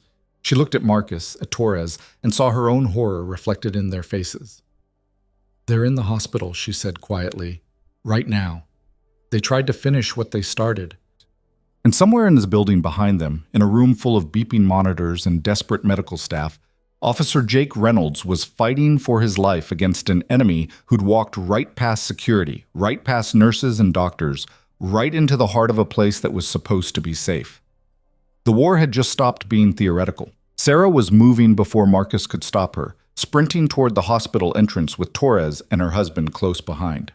The automatic doors seemed to move too slowly, and she shouldered through them while they were still opening, her mind already cataloging every second that mattered. Cardiac arrest from drug injection meant they had minutes at best, 4 to 6 before brain damage became irreversible, maybe 10 before the damage was catastrophic. The elevator was too slow. She hit the stairwell instead, taking steps 2 at a time, her sneakers slapping against concrete while her heart hammered against her ribs. 3rd floor. Reynolds' room was in the ICU, which meant restricted access, which meant whoever had done this either had credentials or knew how to bypass security. She burst through the stairwell door into chaos. Nurses were running, a crash cart was being wheeled at dangerous speed, and Dr. Patel's voice cut through the noise with sharp precision. Starting compressions. Someone bag him. Sarah, where's that epi? Sarah didn't waste time asking how he knew she was coming. She grabbed the emergency kit from the crash cart, drew up epinephrine with hands that were steady despite the adrenaline screaming through her system, and passed it to Dr. Patel without a word. He injected it directly into the IV line, the same line that had been compromised, while a resident continued chest compressions and another nurse squeezed the ambu bag, forcing oxygen into Reynolds' failing lungs. "What was in the bag?" Sarah asked, already knowing the answer would be bad. "Potassium chloride," Dr. Patel said grimly, checking the monitor. "Enough to stop his heart in seconds." If the charge nurse hadn't noticed the irregular rhythm, when she did, "Rhythm check," Sarah interrupted, watching the monitor. The line showed ventricular fibrillation, the heart's electrical system in complete chaos. "Charge to 200. The defibrillator whined as it powered up. Everyone stepped back. Sarah placed the paddles, made sure no one was touching the patient, and delivered the shock. Reynolds' body jerked once. The monitor showed the same chaotic rhythm. "Resume compressions. Charge to 300. Marcus appeared in the doorway with Torres, both of them being blocked by security until Dr. Patel waved them through with an impatient gesture. "They're with me. Let them in." Another shock. Another failed conversion. Sarah's jaw tightened as she prepared the third attempt, but this time when the electricity coursed through Reynolds' chest, the monitor showed something that made her breath catch. A weak but organized rhythm. Sinus bradycardia. Slow, but alive. "We have a pulse," the resident confirmed, fingers on Reynolds' carotid. "Weak and thready, but it's there." Dr. Patel didn't celebrate. He was already ordering labs, calling for an ICU bed in the secure wing, demanding that security seal off this floor immediately. Sarah stepped back from the bed, her hands shaking now that the immediate crisis had passed, and found Marcus watching her with an expression that was equal parts pride and terror. "He's stable?" Marcus asked quietly. "For now, but whoever did this used a hospital-specific poison. Potassium chloride in those doses doesn't show up on routine tox screens. If Dr. Patel hadn't been monitoring him closely—" "I wasn't," Dr. Patel interrupted, stripping off his gloves. "I was in surgery. The charge nurse noticed the irregular rhythm during routine vitals and called the code. We got lucky." Lucky. Sarah wanted to laugh at the word, but nothing about this situation felt fortunate. Someone had walked into this hospital, her hospital, and attempted murder in broad daylight. Had almost succeeded. Torres was already on her phone, calling in backup, her voice low and urgent. Marcus had gone very still in that way he did when processing information too quickly for his face to keep up. And Dr. Patel was staring at Sarah with an expression that said they needed to talk, privately, now. "I need 5 minutes with Dr. Patel," Sarah said to Marcus. "Can you—" "I'll coordinate with Torres, lock down the floor, find out who had access." He squeezed her shoulder once, a brief gesture of support, then left with Torres while hospital security began questioning staff. Dr. Patel led Sarah to his office, closed the door, and immediately pulled up security footage on his computer. "I already reviewed this while you were running upstairs. Watch." The timestamp showed 43 minutes ago. The ICU hallway, quiet except for nurses moving between rooms. Then a figure appeared, male, wearing scrubs and a surgical mask, ID badge clipped to his chest. He moved with purpose but not urgency, the kind of gait that suggested he belonged there. He entered Reynolds' room, stayed for exactly 90 seconds, then left the same way he'd come. "Can you zoom in on the badge?" Sarah asked. Dr. Patel did. The badge showed a photo that was slightly blurred, a name that was partially obscured, and credentials that looked legitimate at first glance. "It's a fake. A good one, but fake. The badge number doesn't exist in our system." So he knew enough about hospital security to create a convincing credential. Or he had help from someone who does. Dr. Patel paused the footage, studying the figure's build and posture. "I've worked in emergency medicine for 20 years, Sarah. I know how people move when they're comfortable in a medical environment versus when they're pretending. This person? He's pretending. Watch his hands. He doesn't touch anything except the IV port. No vitals check, no chart review, nothing a real nurse would do." Sarah watched the replay 3 more times, memorizing details. Height approximately 6 feet. Broad shoulders. Moving with his weight slightly forward, the stance of someone who'd been trained for physical confrontation. Not medical staff, almost certainly law enforcement. "We need to give this to Torres," she said. "Already sent it to her phone, but Sarah, there's something else." Dr. Patel pulled up another window, this one showing medication logs. "I checked every potassium chloride vial in the hospital. 3 are missing from the pharmacy, taken yesterday at shift change when things are chaotic. Whoever did this has been planning it for at least 24 hours. The implications settled over Sarah like ice water. This wasn't a panicked response to Reynolds' cooperation. This was premeditated, calculated, executed by someone with inside knowledge of hospital operations and access to restricted areas. Her phone buzzed. Marcus. Torres found something. Conference room B, now. Sarah thanked Dr. Patel and headed downstairs, her mind racing through possibilities. The conference room was normally used for administrative meetings, but when she arrived, it had been converted into an impromptu command center. Torres had her laptop connected to a projector, showing security footage from multiple cameras. Marcus stood beside her, arms crossed, jaw tight. 2 FBI agents she didn't recognize occupied chairs near the door, both in dark suits and expressions that suggested they'd been briefed on the situation. Mrs. Bennett, the older agent said, standing to shake her hand. Special Agent David Kramer. This is Agent Lisa Chen. We've been monitoring Detective Torres's investigation into corruption in the Maplewood PD. Recent events have accelerated our timeline. Sarah shook both their hands, noting the way Chen's eyes tracked everything with the hyper-awareness of someone trained to spot threats. You're opening an official investigation? We opened it 2 hours ago, Kramer said.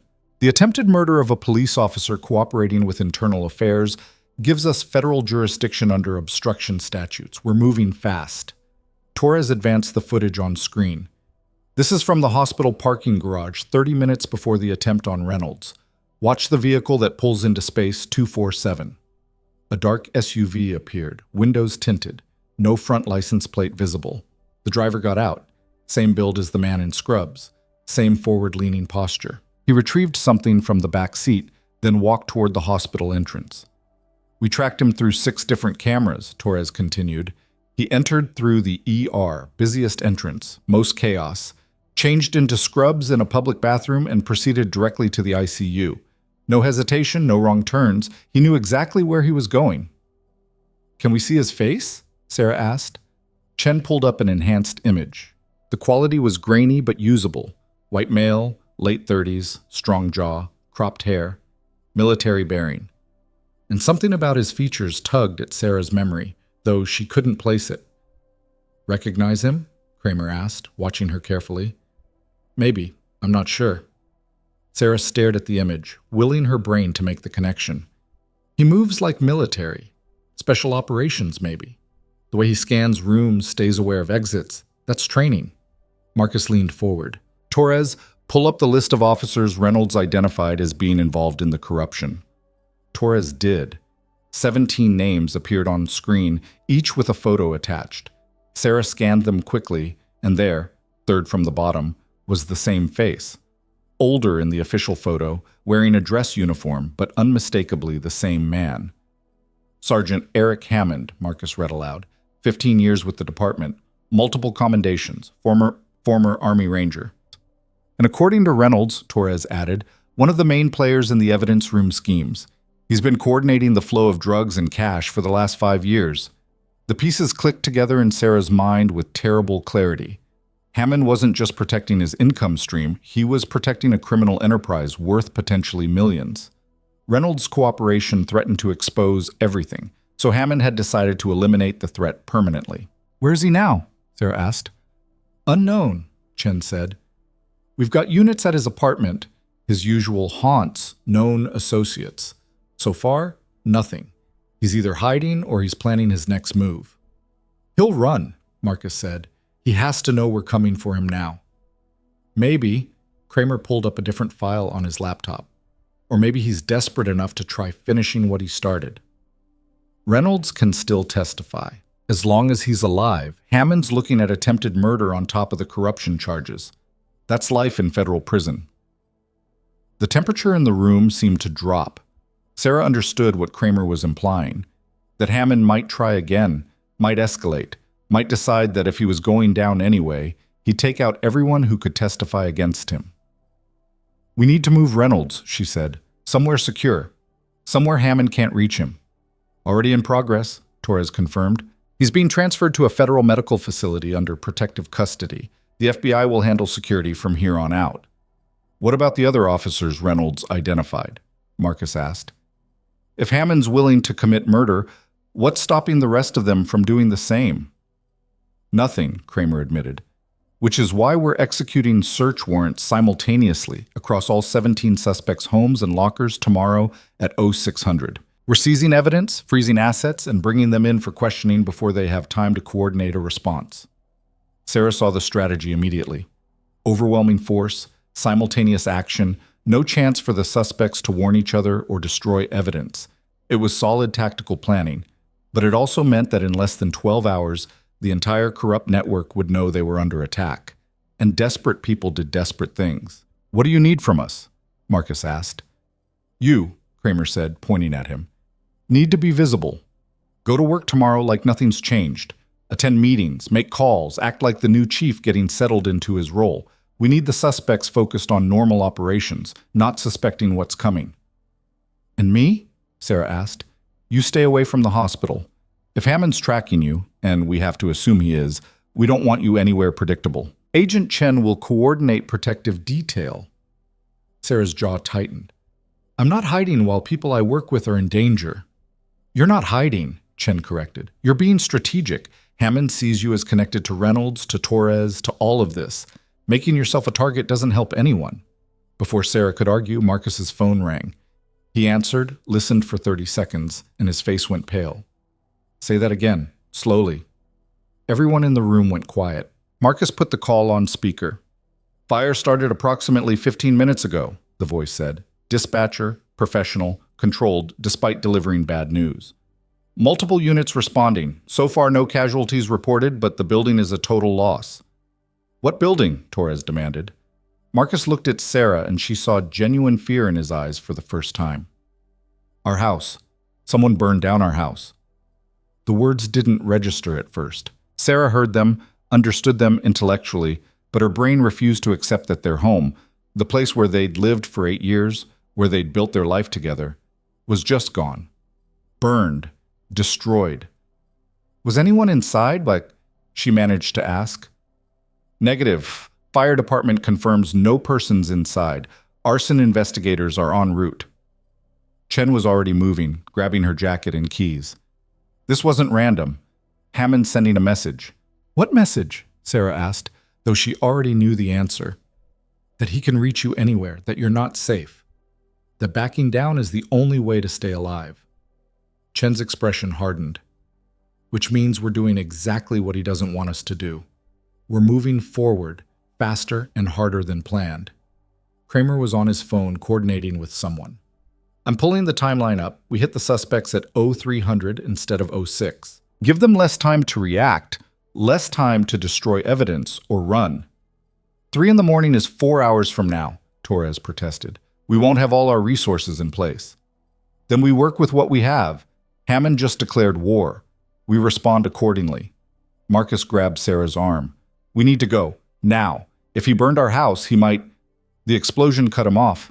Not close, but close enough that they all felt it. A deep concussive thump that rattled the windows and set off car alarms in the parking lot. Sarah's combat instincts kicked in immediately, dropping her into a crouch, scanning for threats, assessing blast distance and direction. Northeast, she said. Maybe 2 miles. Chen was already on her radio. All units. Report of explosion, northeast sector. Need location and status. The response came back within seconds, and Sarah felt her stomach drop. Explosion confirmed at 1247 Riverside Boulevard. That's the Maplewood Police Department evidence storage facility. Building is heavily damaged, fire spreading to adjacent structures. Torres swore viciously. That's where we keep everything, every case, every piece of evidence, every record of Hammond's activities, Marcus finished. He's destroying the evidence. Not just destroying it, Kramer said grimly. He's creating chaos. Fire department will be overwhelmed. Every cop in the city will be responding. It's the perfect cover for him to disappear or to make another attempt on Reynolds. Sarah's mind raced through implications. The evidence storage facility held years of case files, physical evidence, documentation that could convict dozens of criminals, including the corrupt officers. Without it, many cases would fall apart. Convictions would be overturned. Guilty people would walk free. Hammond wasn't just protecting himself. He was burning down the entire system to hide his crimes. "We need to split up," Chen said, taking command. "Kramer, coordinate the early raids. Torres, get to that fire scene and see what can be salvaged. I'll take the Bennetts to a safe location and—" "No," Marcus interrupted. "I'm going to the fire. I'm the chief of police. If I'm not there, it looks like I'm running scared." "You could also get killed," Chen pointed out. "That's a risk I'm taking." Marcus turned to Sarah. "But you need to go with Agent Chen, please. I can't do what needs to be done if I'm worried about you." Sarah wanted to argue. Every instinct she had screamed against separating, against letting Marcus walk into a situation where Hammond might be waiting with a rifle and a clear line of sight. But she also understood strategy. They needed Marcus visible, needed him projecting authority and control while the FBI worked behind the scenes. "Okay," she said finally, "but you wear body armor, and you don't go anywhere alone. Deal." He kissed her quickly, fiercely. "I love you. Stay alive." "You too." Then he was gone, Torres following close behind, leaving Sarah alone with Chen and Kramer. The FBI agent studied her for a moment, then nodded like she'd passed some kind of test. "Former military?" Chen asked. "Combat medic, 3 deployments." "Good. Then you know how to follow orders and when to break them." Chen handed her a spare weapon from her ankle holster, a compact 9mm. "This is just in case. You know how to use it?" Sarah checked the chamber, verified the safety, felt the familiar weight settle into her hand. "Yes." "Then let's move. We've got a safe house 20 minutes from here, completely off the books. You'll be secure there while we execute the raids." But as they left the conference room and headed for Chen's unmarked sedan, Sarah couldn't shake the feeling that Hammond wasn't done yet. Burning their house had been personal. Destroying the evidence facility had been strategic. What came next would be both. The safe house turned out to be a nondescript apartment above a dentist's office, accessible only through a side entrance with reinforced locks and security cameras. Chen swept it efficiently, checking closets and corners with professional thoroughness before declaring it clear. "Food in the fridge, water in the pantry, me," Chen said. "Landline on the table, direct to FBI dispatch if you need it. I'll be outside in the vehicle. You see anything suspicious? You call me immediately." Sarah nodded, already moving to the window to assess sight lines and escape routes, force of habit from too many nights in hostile territory. Chen paused at the door. "Your husband's a brave man." Walking into that fire scene, knowing Hammond might be out there. "He's not brave. He's stubborn." Sarah managed a tight smile, which usually amounts to the same thing. After Chen left, Sarah tried to settle in, but her mind wouldn't stop racing. She pulled out her phone and found 17 missed calls from coworkers, all asking if she was okay, if her house had really burned down, if the rumors about police corruption were true. She ignored them all and instead pulled up the news. The fire at the evidence facility was the lead story on every local channel. Aerial footage showed flames reaching 50 feet high, firefighters battling to keep the blaze from spreading to neighboring buildings. The reporter speculated about arson, about possible connections to recent police scandals, about what this meant for ongoing cases. What it meant was that Hammond had just set the city on fire to cover his tracks. Sarah's phone rang. Marcus. "Are you safe?" he asked without preamble. "Yes. Are you?" "I'm at the fire scene. It's bad, Sarah, really bad. We're going to lose 70% of the evidence at minimum, maybe more." "Can anything be salvaged?" "The digital backups, maybe, but a lot of older cases were paper only. Those are just ash now." His voice was rough with smoke and frustration. Hammond destroyed 20 years of police work in one night. He didn't destroy Reynolds' testimony. He didn't destroy Torres's investigation. We can still stop him. If we can find him, Marcus coughed, probably from smoke inhalation. "Listen, the FBI is moving the raids up to 0200, 1 hour from now. They're going after everyone on Reynolds' list simultaneously. I need to be here coordinating with fire departments, but Torres is leading the team that hits Hammond's apartment. If he's there, he won't be. He's too smart for that." "Probably, but we have to try." Another cough. "I have to go. I love you." "I love you too. Be careful." After he hung up, Sarah sat in the dark apartment and tried to think like Hammond. Former Army Ranger, 15 years as a cop, running a criminal enterprise that had made him wealthy enough to risk everything protecting it. Where would he go? What would he do next? The logical answer was to run. Leave the state, leave the country if possible, disappear before the FBI could execute their warrants. But logic and desperation didn't always align. Hammond had already committed arson twice tonight, had tried to murder a fellow officer. Those weren't the actions of someone thinking clearly. Those were the actions of someone backed into a corner, lashing out at everyone who'd put him there. Sarah's phone buzzed with a text from an unknown number. "You should have stayed out of this." Her breath caught. She forwarded the message to Chen immediately, then responded, "Who is this?" The response came back within seconds. "Someone who understands what you're about to lose. Your house was just the beginning, your husband's next. Then you. Unless you convince him to back off." Sarah's hands tightened on the phone. Hammond. It had to be. Somehow he'd gotten her number, was trying to intimidate her into convincing Marcus to drop the investigation. She typed, "You're going to federal prison tonight. Running just makes it worse. I'm not running. I'm finishing this." The line went dead. Sarah was on her feet immediately, dialing Chen's number. "He just contacted me, threatening Marcus. Said he's finishing this tonight." "Location?" Chen demanded, already moving. "I don't know, but he's not running. He's—" Sarah stopped, a horrible realization hitting her. The fire scene. Marcus is at the fire scene. Hammond knows that. Everyone knows that because it's all over the news. I'm calling it in now. Stay where you are." But Sarah was already grabbing the gun Chen had given her, already moving toward the door.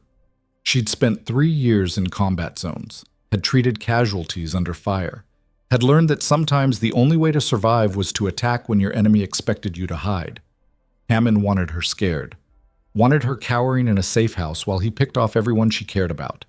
He was about to learn that Sarah Bennett didn't scare easily. She hit the street at a run, spotted Chen's sedan pulling away toward the fire scene, and commandeered a taxi that was dropping off a passenger 2 blocks down. The driver started to protest until Sarah showed him the FBI badge Chen had given her for emergencies. "Emergency services," she said. "Riverside Boulevard. As fast as you can go." The driver floored it. The fire scene was visible from 6 blocks away, flames still reaching toward the sky despite the firefighters' efforts. Police had cordoned off the area, but Sarah flashed the FBI badge and pushed through, scanning the crowd for Marcus. Cops everywhere. Firefighters shouting coordinates. Reporters kept back by barricades but still filming everything.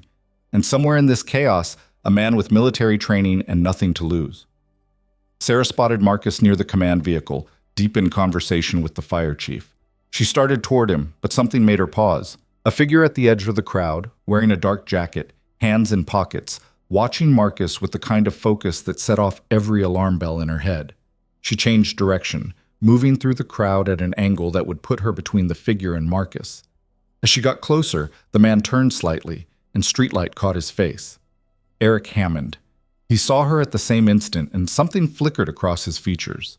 Surprise, followed by cold calculation. His hand moved inside his jacket, and Sarah's training took over. She drew Chen's weapon in one smooth motion, brought it up to firing position, and shouted, "FBI, show me your hands." Everything happened at once. Hammond pulled his gun, a .45 caliber that looked massive in the firelight. People screamed and scattered. Marcus turned toward the commotion, saw Sarah with her weapon drawn, saw Hammond raising his. "Down!" Sarah shouted at Marcus, but he was already moving, already reaching for his own service weapon. Hammond fired first. The shot went wide, missing Marcus by inches and shattering a window in the command vehicle. Sarah returned fire. 2 shots center mass like she'd been trained, but Hammond was moving, using the panicking crowd as cover. Her rounds hit the vehicle behind him instead. More shots. Return fire from other cops who'd finally processed what was happening. Hammond was running now, disappearing into the smoke and chaos, and Sarah was chasing him because every instinct screamed that if he got away tonight, he'd come back later with better planning and deadlier intent. She heard Marcus yelling behind her, heard Chen's voice on radio coordinating response, heard sirens converging from every direction. But all of it faded to background noise as she focused on Hammond's retreating figure, on the way he moved with the efficiency of someone who'd trained for exactly this scenario. He cut left through an alley, and Sarah followed, weapon up, breathing controlled.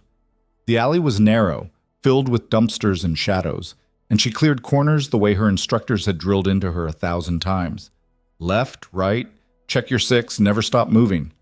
Hammond was waiting around the next corner. He came at her fast, batting her gun aside with one hand while the other went for her throat. They hit the ground hard, and Sarah felt the impact jar through her entire body. But she'd trained for this too. She twisted, brought her knee up into his ribs, used his momentum against him to roll them both.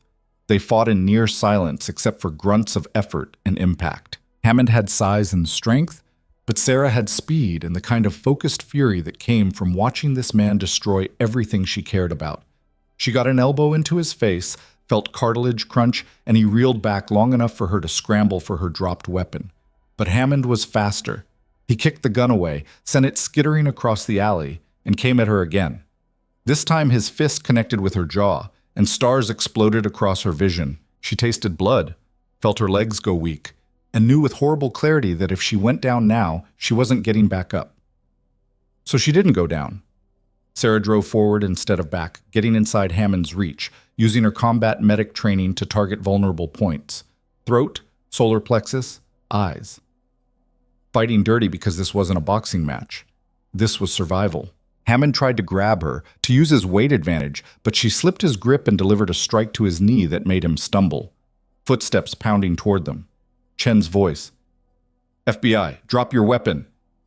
Hammond's hand went to his waistband where his gun was holstered, and Sarah knew he was going to try it, knew he was desperate enough to draw on a federal agent, even with backup seconds away. She hit him one more time, a perfect strike to the temple that her hand-to-hand instructor would have been proud of, and Hammond went down like a felled tree. Chen was there instantly, weapon trained on Hammond while other agents swarmed the alley. Sarah backed away, hands shaking now that the adrenaline was wearing off, and almost fell when her legs decided they'd had enough. Marcus caught her. She hadn't even heard him arrive, but suddenly he was there, arms around her, holding her up while she tried to remember how to breathe normally. "You're insane," he said into her hair. "Completely insane." "Probably," Sarah managed, "but I got him." "Yeah, you got him." They stood like that while FBI agents secured Hammond, while paramedics arrived to check Sarah's injuries: bruised jaw, split lip, possible concussion, nothing serious. While Torres appeared with handcuffs and a grim smile. "Nice work, Mrs. Bennett," Torres said. "Though next time, maybe wait for backup before chasing armed suspects through dark alleys?" "I'll take it under advisement." Kramer arrived 20 minutes later with news that the simultaneous raids had been successful. 14 of the 17 corrupt officers were in custody. The other 3, including a sergeant who'd apparently fled the state 2 days ago, had warrants out for their arrest. "We seized enough evidence from their homes to prosecute even without the evidence facility," Kramer reported. "Cash, burner phones, ledgers documenting payoffs. These guys got comfortable, got sloppy, thought they were untouchable." "And Reynolds?" Sarah asked. "Safe at the federal facility, under guard. He'll testify when we need him." Sarah leaned against Marcus, feeling every bruise starting to make itself known, and watched as they loaded Hammond into an FBI vehicle. He looked at her through the window as they drove away, and his expression was pure venom. But he was in handcuffs, defeated, caught, and Sarah was still standing. "We should get you to the hospital," Marcus said softly. "Get that jaw looked at." "I work at the hospital. I know it's not broken." "Sarah, I'm fine. Really." She turned to face him, seeing smoke stains on his face, exhaustion in his eyes, and something else. Pride, maybe? Or respect. "We did it. We actually did it. You did it. You chased down an armed suspect and took him down in hand-to-hand combat. That's..." He shook his head. "That's the most terrifying and impressive thing I've ever seen you do. I learned from the best." They drove to the FBI field office to give formal statements, and dawn was breaking by the time they finished. Sarah's jaw had swollen to twice its normal size, and Marcus looked like he'd aged 10 years in one night. But they were alive. Together. Victorious. Chen walked them out to their car, or rather to a rental car, since their personal vehicles were either at the burned house or impounded as part of the crime scene. "You two should get some rest. This is going to be all over the news by noon, and you'll want to be ready for the media circus." "What happens now?" Sarah asked. with the department, with the investigation. Now we prosecute. Federal charges against all 17 officers, including Hammond. Your husband cleans house, rebuilds from the ground up, implements the reforms Morrison should have put in place years ago. Chen smiled slightly. It won't be easy. You'll have pushback from every direction. But you've got the FBI backing you, and after tonight, you've got credibility no one can question. Marcus nodded slowly, already thinking ahead to the work that waited. What about the evidence we lost in the fire? We'll work around it. Some cases will be harder to prosecute. Some might fall apart entirely. But the corruption cases? Those we can nail with what we've got. Chen extended her hand. Good work, both of you.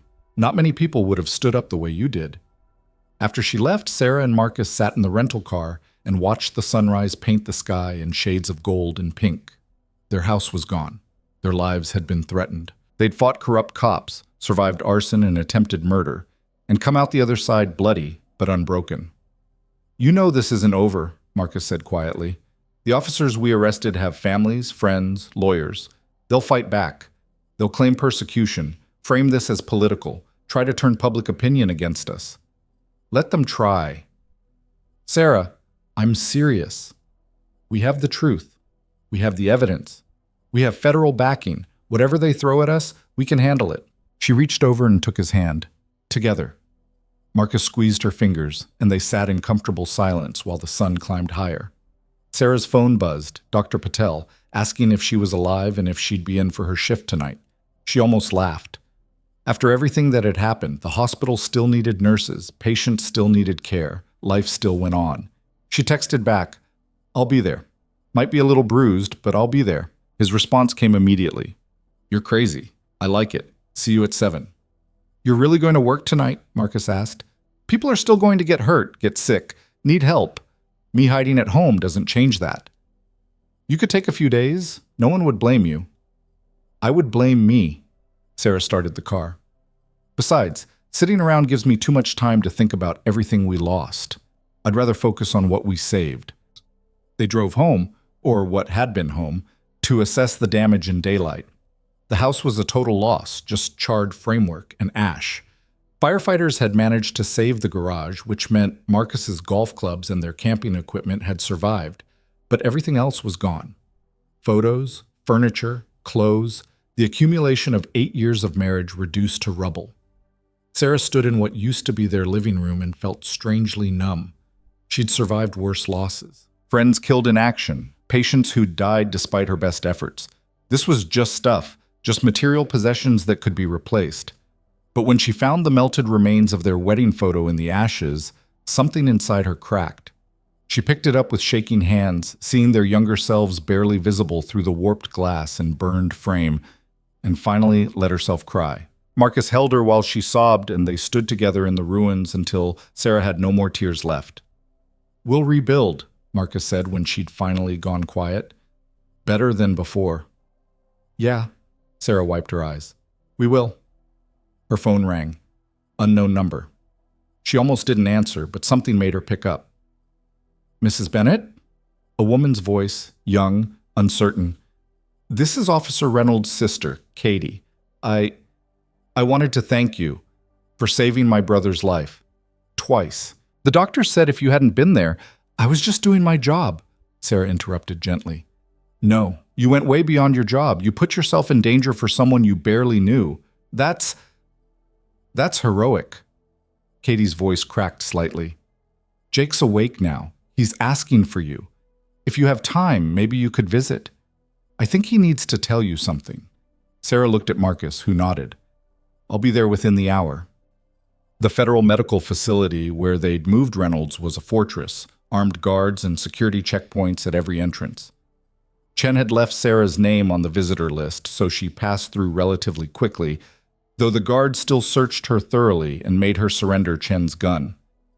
Reynolds was in a private room on the secure floor, monitors beeping steadily, his head still bandaged but his eyes clear and alert. His sister Katie sat in a chair beside the bed, holding his hand.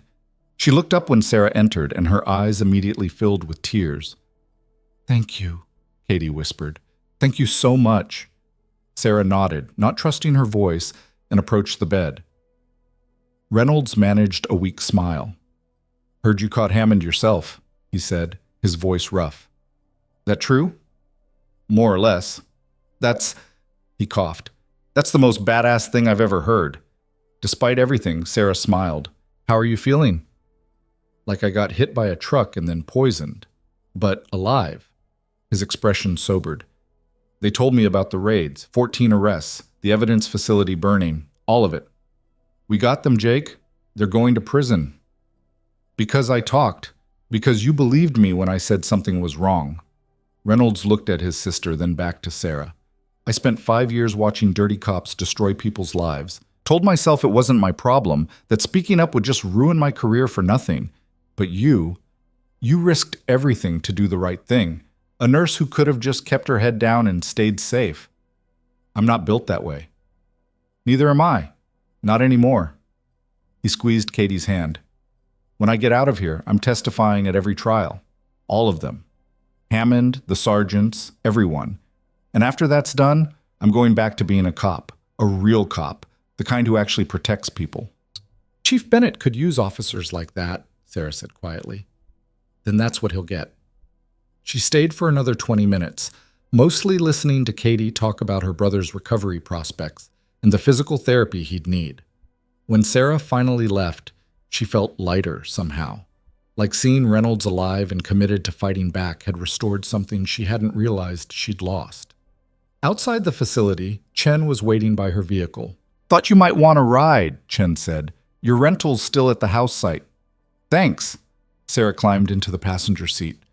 "Is it always like this? Your cases?" "No, usually they're boring. Months of surveillance, paperwork, building evidence brick by brick, then maybe an arrest that goes smoothly and a plea deal that makes everyone happy." Chen pulled onto the highway. "This was different, messier, more personal. You think we made the right call, moving this fast?" "I think if we'd moved any slower, Reynolds would be dead and Hammond would be in Mexico. So yes, it was the right call." Chen glanced at her. "You know you're going to be called to testify too, right? About the night Hollis arrested you, about Hammond's attack, all of it." "I know. And defense lawyers are going to try to make you look bad. They'll claim you manipulated the system because your husband's the chief. They'll question your credibility, your motives, your character. Let them try." Sarah's jaw, still swollen and painful, ached as she spoke. "I know what happened. I know what I saw. They can twist it however they want, but the truth doesn't change." Chen smiled. "You're going to do fine." They drove in silence for a while, and Sarah watched Maplewood pass by her window, ordinary streets filled with ordinary people living ordinary lives, completely unaware of the battle that had been fought on their behalf. That was how it should be. Protection that worked was invisible.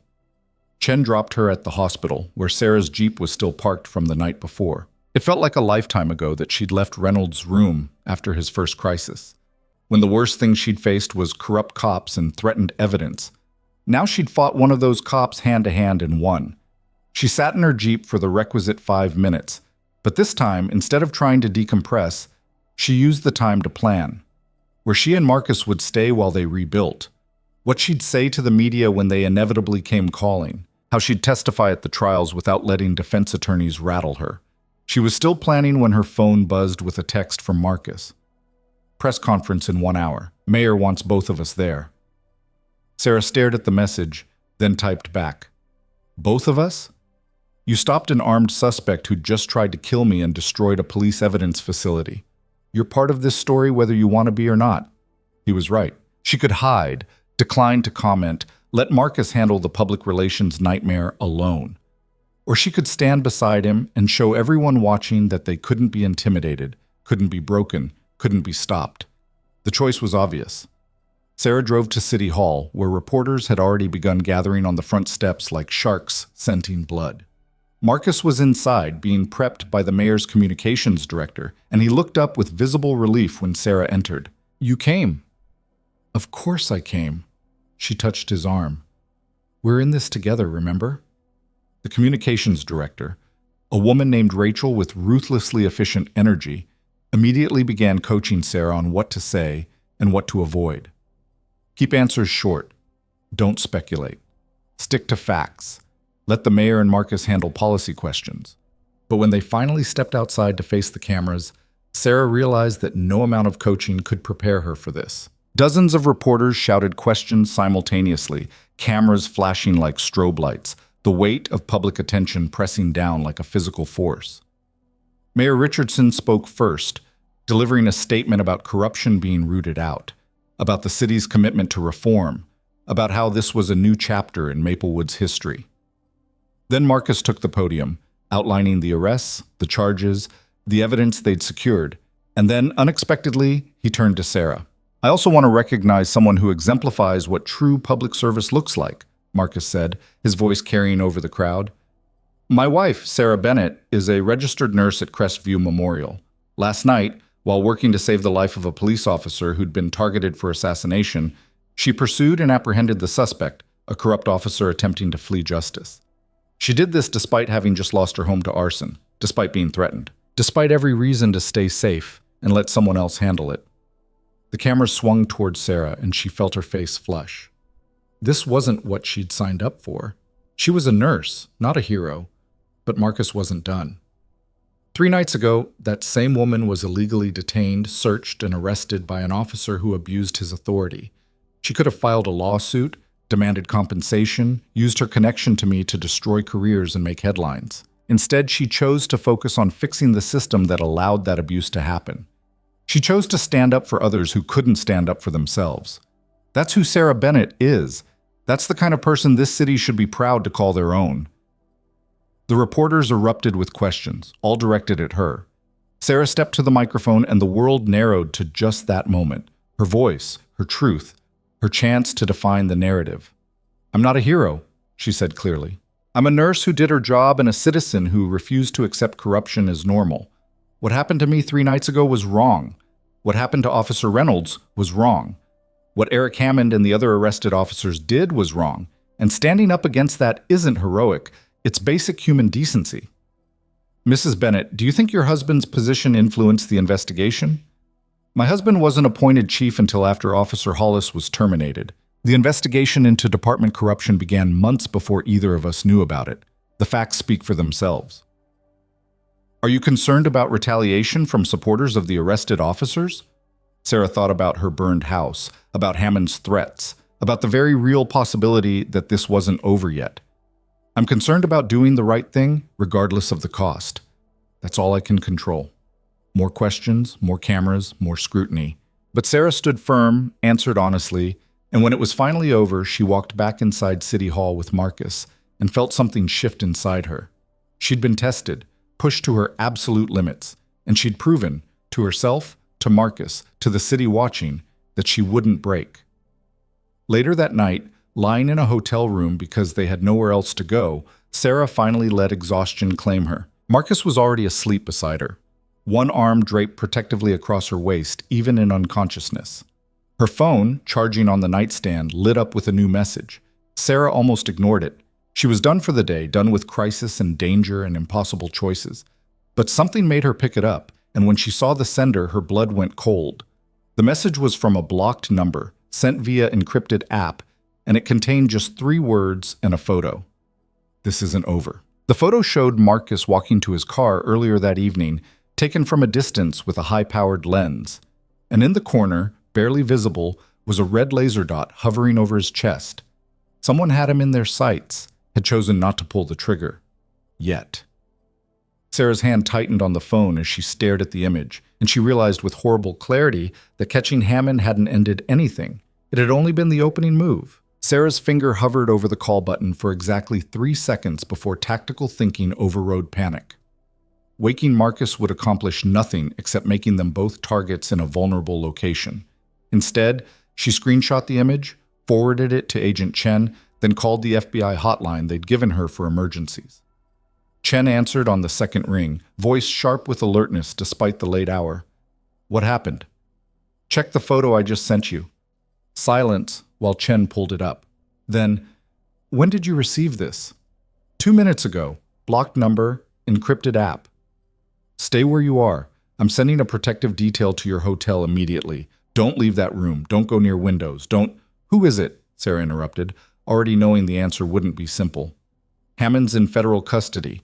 The other 14 are locked up. Who's left? The 3 who ran before we could arrest them. Or someone we haven't identified yet. Or... Chen paused. Could be someone outside the department entirely. Hammond had connections, people who benefited from his operation. Sarah processed this, watching Marcus sleep peacefully beside her, completely unaware that someone had marked him for death. How long until your people arrive? 20 minutes? Can you hold position that long? Yes. Sarah moved to the door, checked the deadbolt and chain, then wedged a chair under the handle for good measure. The hotel room had one window overlooking the parking lot, curtains already drawn. She stayed away from it, positioning herself where she could see both the door and Marcus, weapon from earlier still tucked in her waistband. The next 18 minutes felt like hours. Sarah's combat training kept her alert, scanning for threats, but her mind raced through scenarios. The photo had been taken hours ago, which meant the shooter had multiple opportunities to kill Marcus and hadn't. Why? Sending the message suggested they wanted her to know, wanted her afraid, wanted her to make a mistake. The knock came at exactly minute 19, 3 sharp raps followed by 2 softer ones. The pattern Chen had told her to expect. Sarah checked the peephole anyway, verified the FBI credentials held up to the lens, then opened the door. 2 agents entered quickly, a man and woman she didn't recognize, both moving with practiced efficiency. They swept the room while Sarah stood aside, and only after they'd cleared every corner did the woman introduce herself. Agent Melissa Ford, this is Agent James Kim. We'll be maintaining security detail until the threat is neutralized. Ford was early 40s, dark hair pulled back severely, eyes that cataloged everything in the room within seconds. Agent Chen is coordinating response now. She wants you both relocated to a secure facility. Both? Sarah glanced at Marcus, who was finally stirring, woken by the voices. What's going on? Marcus sat up, immediately registering the agents, the tension, Sarah's defensive posture. Sarah? She showed him the photo. The color drained from his face as he stared at the red dot hovering over his chest, at the timestamp showing when it had been taken. Someone was aiming at me. For how long? Long enough to take the shot if they wanted you dead, Ford said bluntly. Which means this is psychological warfare. They're trying to scare you off. It's working, Marcus muttered, then caught himself. No, that's exactly what they want. We don't back down. With respect, Chief Bennett, backing down and taking reasonable precautions are different things. Kim was younger, maybe 30, with the kind of alert energy that suggested he'd never fully relaxed even while sleeping. You've got 14 corrupt officers in custody and 3 more in the wind. Any one of them could have associates, family members, people with grudges who... We know the risks, Sarah interrupted. What we need is a plan that doesn't involve hiding while whoever this is picks their moment. Ford studied her for a long second, then nodded. Chen said you were former military, combat medic, Afghanistan? 3 deployments. Then you understand strategic thinking. We don't hide. We control the battlefield, make ourselves hard targets while maintaining operational capability. Ford pulled out a tablet, brought up a secure facility blueprint. There's a federal safe house 15 miles outside Maplewood, reinforced structure, armed guards, surveillance that covers every approach. You stay there while we identify and neutralize the threat. Marcus was shaking his head before she finished. I have a city to run, a department to rebuild. I can't do that from a bunker. You can't do it dead either. Marcus, Sarah said quietly, and he looked at her. She's right. We need time to think, to plan, to figure out who's behind this. Going to work tomorrow makes you an easy target. So does running. It makes me look weak, makes the department look compromised, gives ammunition to everyone who wants me gone. Marcus stood up, started pacing. The press conference was supposed to show strength. Disappearing the next day undermines everything. Ford's phone buzzed. She read the message and her expression tightened. Chen's pulling traffic cam footage from the area where that photo was taken. She's also putting surveillance on the 3 officers still at large. Sergeant Mitchell, Officer Vance, and Detective Carver. If any of them are behind this, they're not, Sarah said suddenly, pieces clicking together in her mind. Think about it. Those 3 ran before the raids. They're hiding, preserving their freedom. Taking a shot at the new police chief brings massive heat. Federal investigation, manhunt, It's the opposite of what they'd do. Then who? Marcus demanded. Sarah thought about Hammond's operation, about 15 years of corruption generating millions in illegal revenue, about the people who'd benefited from that money, dealers who paid for protection, criminals who paid to have evidence disappear, lawyers who paid to know which cases were vulnerable. It's not a cop, she said slowly. It's someone who lost income when Hammond got arrested, someone whose business depended on having corrupt police in their pocket. Ford's expression shifted from skeptical to interested. You're thinking organized crime? I'm thinking follow the money. Hammond and his crew were running protection rackets, evidence tampering, systematic corruption. That kind of operation doesn't exist in a vacuum. There had to be someone on the other side paying for those services. Kim was already typing on his tablet, pulling up files. Pulling up. Torres's investigation documented payments to Hammond's crew totaling approximately $4.3 million over 5 years. Most of it came through shell companies, but there's a pattern. 60% of the money traces back to 3 sources, all connected to a single individual. He turned the tablet around, showing them a photo. Male, late 50s, silver hair, expensive suit, the kind of face that looked friendly until you noticed the coldness in the eyes. Victor Castellano, Kim said, runs several legitimate businesses in Maplewood, restaurants, real estate development, a construction company. Also suspected of running drug distribution, illegal gambling, and loan sharking operations. FBI's been trying to build a case against him for 8 years. Let me guess, Marcus said. Can't get anything to stick because evidence keeps disappearing. Or witnesses recant, or cases fall apart for technical reasons. Ford took the tablet back, scrolling through Castellano's file. With Hammond's crew in custody, Castellano just lost his pipeline for fixing cases. That's got to hurt his business. Sarah studied the photo, committing the face to memory. So he's sending a message. Back off, or the new chief gets killed. Question is, do we take the threat seriously or call his bluff? Marcus asked. It's not a bluff, Ford said flatly. Castellano's suspected in at least 4 murders, though we've never been able to prove it. He's got resources, connections, and absolutely zero hesitation about killing people who threaten his interests. The hotel room went quiet while everyone processed this. Sarah had dealt with dangerous people before. Insurgents who'd attacked medical convoys, soldiers who'd gone rogue, patients who'd gotten violent in the ER. But those threats had been immediate, visceral, something you could see coming and react to. This was different. This was calculated, patient, a chess game where they just realized they were playing against someone who'd been thinking 3 moves ahead the entire time. Marcus's phone rang, shattering the tension. Mayor Richardson calling at 1 a.m, which meant he'd already heard about the threat. Chief Bennett, I just got off the phone with the FBI. They're recommending you take a leave of absence until this situation is resolved. Sarah could hear the mayor's voice clearly, even though Marcus hadn't put it on speaker. Marcus closed his eyes briefly, jaw tight, then responded. With respect, sir, taking leave sends exactly the wrong message. It says we can be intimidated. It says criminals can control city leadership through threats. It also keeps you alive long enough to actually lead. Marcus, I need you to think strategically here. The department's in chaos. 14 officers arrested, 3 more on the run, evidence facility destroyed. You stepping back temporarily isn't weakness, it's triage.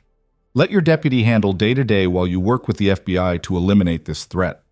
And if that takes weeks, months, how long before temporary becomes permanent? Richardson's sigh was audible. I'm not asking, Chief. I'm telling you. As of right now, you're on administrative leave pending resolution of credible death threats. Deputy Chief Warren will assume command. This comes from the City Council, not just me. Marcus looked at Sarah, and she saw the betrayal in his eyes. They'd fought so hard, risked so much, and now the people who were supposed to support them were pulling the ground out from under his feet. Understood, Marcus said, voice flat. I'll inform Deputy Warren immediately. He ended the call and hurled the phone onto the bed with enough force that Sarah heard the case crack.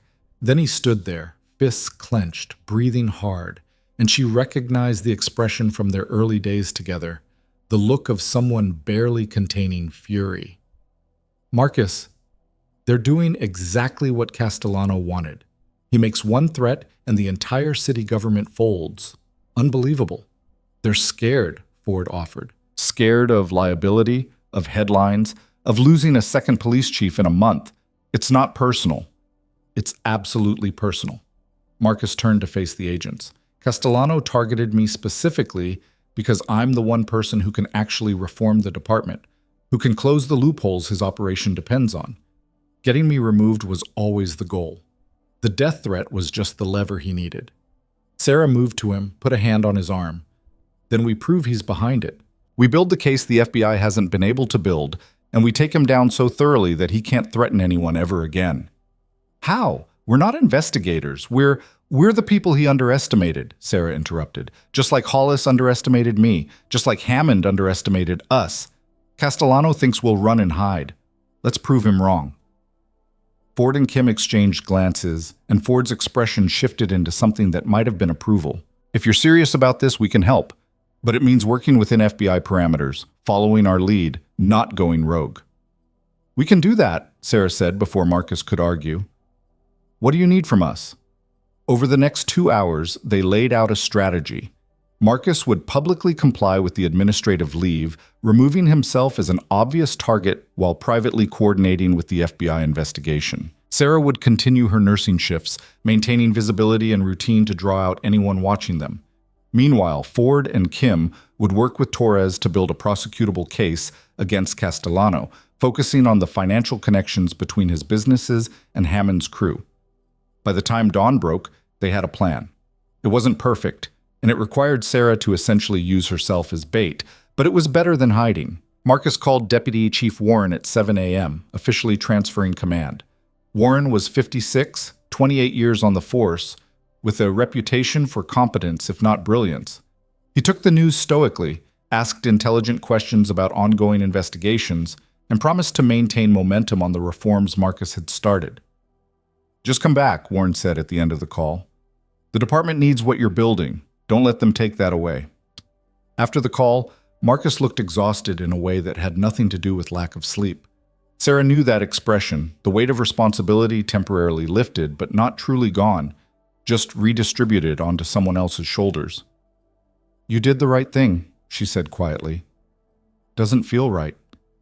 Rarely does, but it keeps you alive to fight another day, and that's what matters. They checked out of the hotel under FBI escort and drove to the safe house Ford had mentioned. It was exactly as advertised. Reinforced concrete walls, limited windows with bulletproof glass, armed guards at every entrance. Secure, but suffocating. Sarah stayed for exactly 4 hours before telling Ford she needed to get to the hospital for her shift. We haven't cleared the threat, Ford protested. Going back to your normal routine puts you at risk. Everything puts me at risk. Sitting here waiting for Castellano to make his next move puts me at risk. At least at the hospital, I'm useful. Sarah, I'm going. You can either provide security detail or not, but I'm going.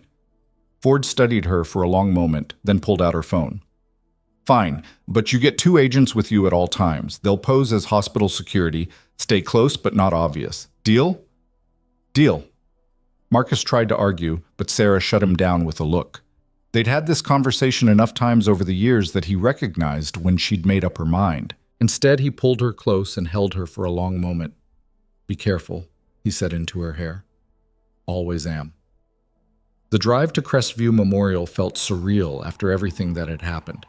Sarah sat in the back of an FBI vehicle with Agent Kim driving and another agent, a woman named Rodriguez, in the passenger seat.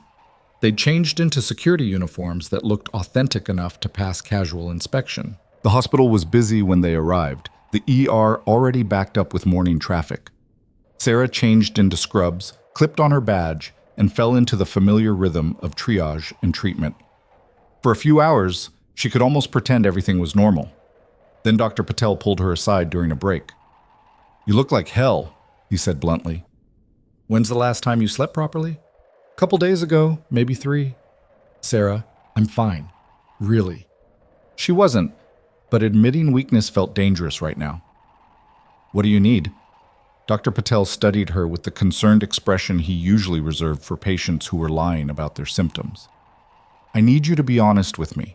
This thing with the corrupt cops, with your husband being forced out, how bad is it really? Sarah considered how to answer, how much to share. Dr. Patel had earned her trust over 6 years of working together, had proven himself steady in crisis. But bringing him into this mess felt dangerous, like spreading the risk to someone who didn't deserve it. "It's bad," she said finally, "but we're handling it. And the person who sent you that death threat..." Sarah's hand went instinctively to her phone. "How did you..." "Hospital grapevine. Someone saw the FBI agents escorting you in, put two and two together, and now everyone's talking." Dr. Patel's expression softened. "You don't have to be here, you know. You could take leave, protect yourself until this blows over." "I'm not built that way." "I know. That's what worries me." He glanced at Rodriguez, who was trying to look inconspicuous near the nurse's station. "Just promise me you'll be smart about this. No heroics." Sarah thought about chasing Hammond through an alley, about fighting him hand to hand, about all the ways the last week could have ended with her dead. "I promise to be as smart as the situation allows." It was the best she could offer, and Dr. Patel seemed to recognize that. He squeezed her shoulder once, then returned to his rounds, leaving Sarah to wonder how many other people were watching her, wondering if she was a liability or a target or both. The rest of her shift passed without incident, but Sarah couldn't shake the feeling of being observed. Every stranger in the hallway, every visitor in the waiting room, every delivery person who passed through, any of them could be Castellano's people, gathering information, planning their next move. When her shift finally ended at 11 p.m., Rodriguez and Kim escorted her back to the FBI vehicle. They were halfway to the safe house when Rodriguez's radio crackled to life. "All units, we have a situation at the federal detention facility. Inmate Victor Castellano has been attacked. Repeat, Castellano is down. Medical emergency in progress." Sarah's hands went cold. "That's the prison where Hammond's being held." Kim was already accelerating, changing course. "We need to get you somewhere secure. If Castellano's been attacked, his people might retaliate." "Or it's a diversion," Sarah said, thinking tactically. "Attack the boss to draw attention and resources away from other targets." Rodriguez was on her phone, coordinating with someone. "Chen's redirecting all security to the safe house. She wants the chief locked down tight." "What about Castellano? Is he alive?" "Unknown. Facilities in lockdown." They arrived at the safe house to find it transformed into a fortress. Additional FBI vehicles surrounded the property, agents positioned at every entrance, helicopter hovering overhead with searchlight sweeping the grounds. Ford met them at the door, her expression grim. "Castellano's alive but critical. Someone shanked him in the prison yard, 3 inches deep, missed his heart by centimeters." "Who?" Sarah demanded. "That's the interesting part. The attacker was Eric Hammond." The words didn't make sense at first. Sarah replayed them, trying to find the logic. Hammond attacked Castellano? Why? According to witnesses, Hammond blamed Castellano for everything. Said Castellano promised to take care of his legal fees, to protect his family, to make sure he got out. Instead, Hammond's been sitting in federal detention for days with no lawyer, no contact with family, nothing. He snapped. Marcus appeared from another room, having clearly heard the same news. "So Castellano's people think we orchestrated the attack, that we used Hammond to eliminate their boss." "That's one interpretation," Ford agreed. "Another is that Hammond acted independently, finally realizing Castellano was never going to help him. Either way, it escalates everything. Castellano's organization is going to want revenge, and we're the obvious targets." Sarah felt the trap closing around them, saw how perfectly Castellano, or whoever was really orchestrating this, had positioned them. Attack the police chief, force him into hiding, attack the boss, make it look like retaliation from the authorities, create chaos and confusion while the real plan unfolded in the background. "This is theater," she said suddenly. "All of it. The photo, the threats, even the attack on Castellano. Someone's trying to make us focus on the wrong thing." "What's the right thing?" Marcus asked. Sarah thought about the evidence facility burning, about the cases that would fall apart without physical evidence, about the 3 officers still at large. The trials. Hammond, the 14 officers, all of them go to trial in the next few months. Without solid cases, they walk. Someone's trying to make sure that happens. Ford's eyes sharpened. By creating enough chaos that cases get contaminated, witnesses get intimidated, procedural errors get made. And by keeping us distracted with death threats, while they systematically dismantle the prosecution. Sarah pulled out her phone, found Torres's number. We need to talk to Reynolds. He testified about specific evidence, specific cases. If someone's trying to undermine the trials, he'll know which ones are most vulnerable. Torres answered on the third ring, and Sarah put it on speaker. I was just about to call you. Reynolds wants to talk. Says he remembered something important about Castellano. We're coming to you. Where are you? Federal medical facility where Reynolds is being treated. Bring your FBI escort. Security here is tight after what happened to Castellano. They made it to the facility in 20 minutes, Ford driving like she was being chased while Kim rode shotgun with his weapon drawn. The facility was on high alert, guards checking credentials 3 times before allowing them past the main entrance. Reynolds was sitting up in bed when they arrived, looking stronger than the last time Sarah had seen him. His sister Katie was there again, sitting protectively beside him. Tell them what you told me, Torres said without preamble. Reynolds took a breath. Hammond used to brag about Castellano, how connected he was, how powerful. But one thing always stuck with me. Hammond said Castellano had insurance. Said if anything ever happened to him, if he ever got arrested or killed, there was information that would come out, information that would burn down half the city. What kind of information? Marcus demanded. Names, dates, video recordings, evidence of everyone who'd ever taken Castellano's money. Cops, politicians, judges, prosecutors. Hammond said Castellano recorded everything, kept it locked away somewhere safe. Sarah felt her pulse quicken. A dead man's switch. If Castellano dies or gets incapacitated, the information goes public. Which means attacking him was incredibly stupid unless... Ford stopped mid-sentence, understanding dawning in her eyes. Unless someone wanted that information released, wanted the chaos and exposure. Who would want that? Katie asked, looking confused. Someone who benefits from burning down the current power structure, Sarah said slowly, working through the implications. Someone who wants to eliminate both Castellano's organization and the corrupt officials who protected it. Someone who's been planning this for a long time. Torres pulled up something on her tablet, face going pale. The 3 officers who ran before the raids. Mitchell, Vance, and Carver. I've been tracking their financials. All 3 received large wire transfers 2 days before we executed the warrants. $50,000 each, from an offshore account I can't trace. Payment, Marcus said. For what? For running. For getting out of the way. Sarah's mind was racing now, connecting pieces. Think about it. The raids take down Hammond's crew but miss these 3. They disappear, which makes them look guilty but also keeps them alive and available. Meanwhile, someone orchestrates attacks that draw attention to Castellano. Hammond attacking him in prison looks like revenge, but what if Hammond was encouraged, promised something in exchange? You're saying someone's manipulating all of this, Ford said. Using us? Using Hammond? Using everyone to achieve what exactly? The answer came to Sarah with terrible clarity. Complete exposure. Burn Castellano. Burn the corrupt cops. Burn everyone who was part of the old system. Clear the board completely.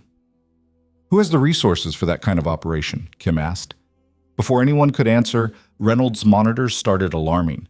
His heart rate spiked, then dropped precipitously. Katie screamed as her brother's eyes rolled back, his body going rigid. Sarah was moving instantly, combat medic training overriding everything else. She checked his airway, felt for a pulse, saw the telltale signs she'd seen before. The exact same presentation as the potassium chloride poisoning. Someone dosed him again, she said, already calling for a crash cart. Get security in here now! The room erupted into controlled chaos. Nurses flooded in. Dr. Patel appeared from somewhere. Apparently he'd been consulting at this facility. And Sarah worked alongside them to stabilize Reynolds while FBI agents locked down the floor. How? Torres demanded, watching them work. This facility's supposed to be secure. Who could have... Check his IV, Sarah interrupted, not looking up from compressions. Same method as last time.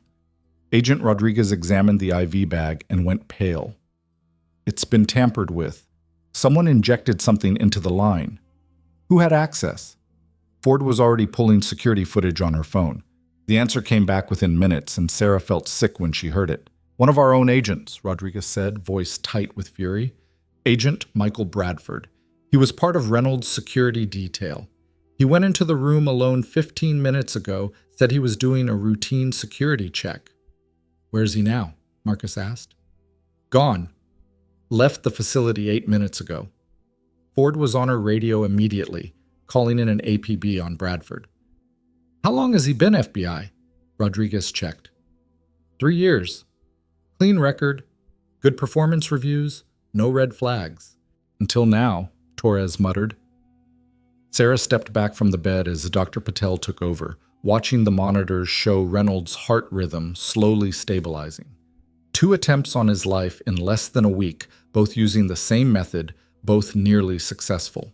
The message was clear: testify and die, no matter how many guards surrounded you. He got to someone inside the FBI, Sarah said quietly. Whoever's orchestrating this has resources we didn't anticipate. Castellano? Marcus suggested. Maybe. Or someone using Castellano as a scapegoat while they rebuild the power structure in their image. Sarah watched Dr. Patel work, her mind churning through possibilities. We've been assuming this is about protecting the old corruption. What if it's about replacing it with something worse? Ford's phone rang. She answered, listened, and her expression went from concern to shocked. Say that again, slowly. She put it on speaker. Chen's voice came through, tight with urgency. We just executed a search warrant on Agent Bradford's apartment. You need to see what we found. Tell us now. Files. Hundreds of them, detailing every corrupt transaction in Maplewood for the last 20 years. Names, amounts, dates, everything. And at the center of it all, one name that appears more than any other.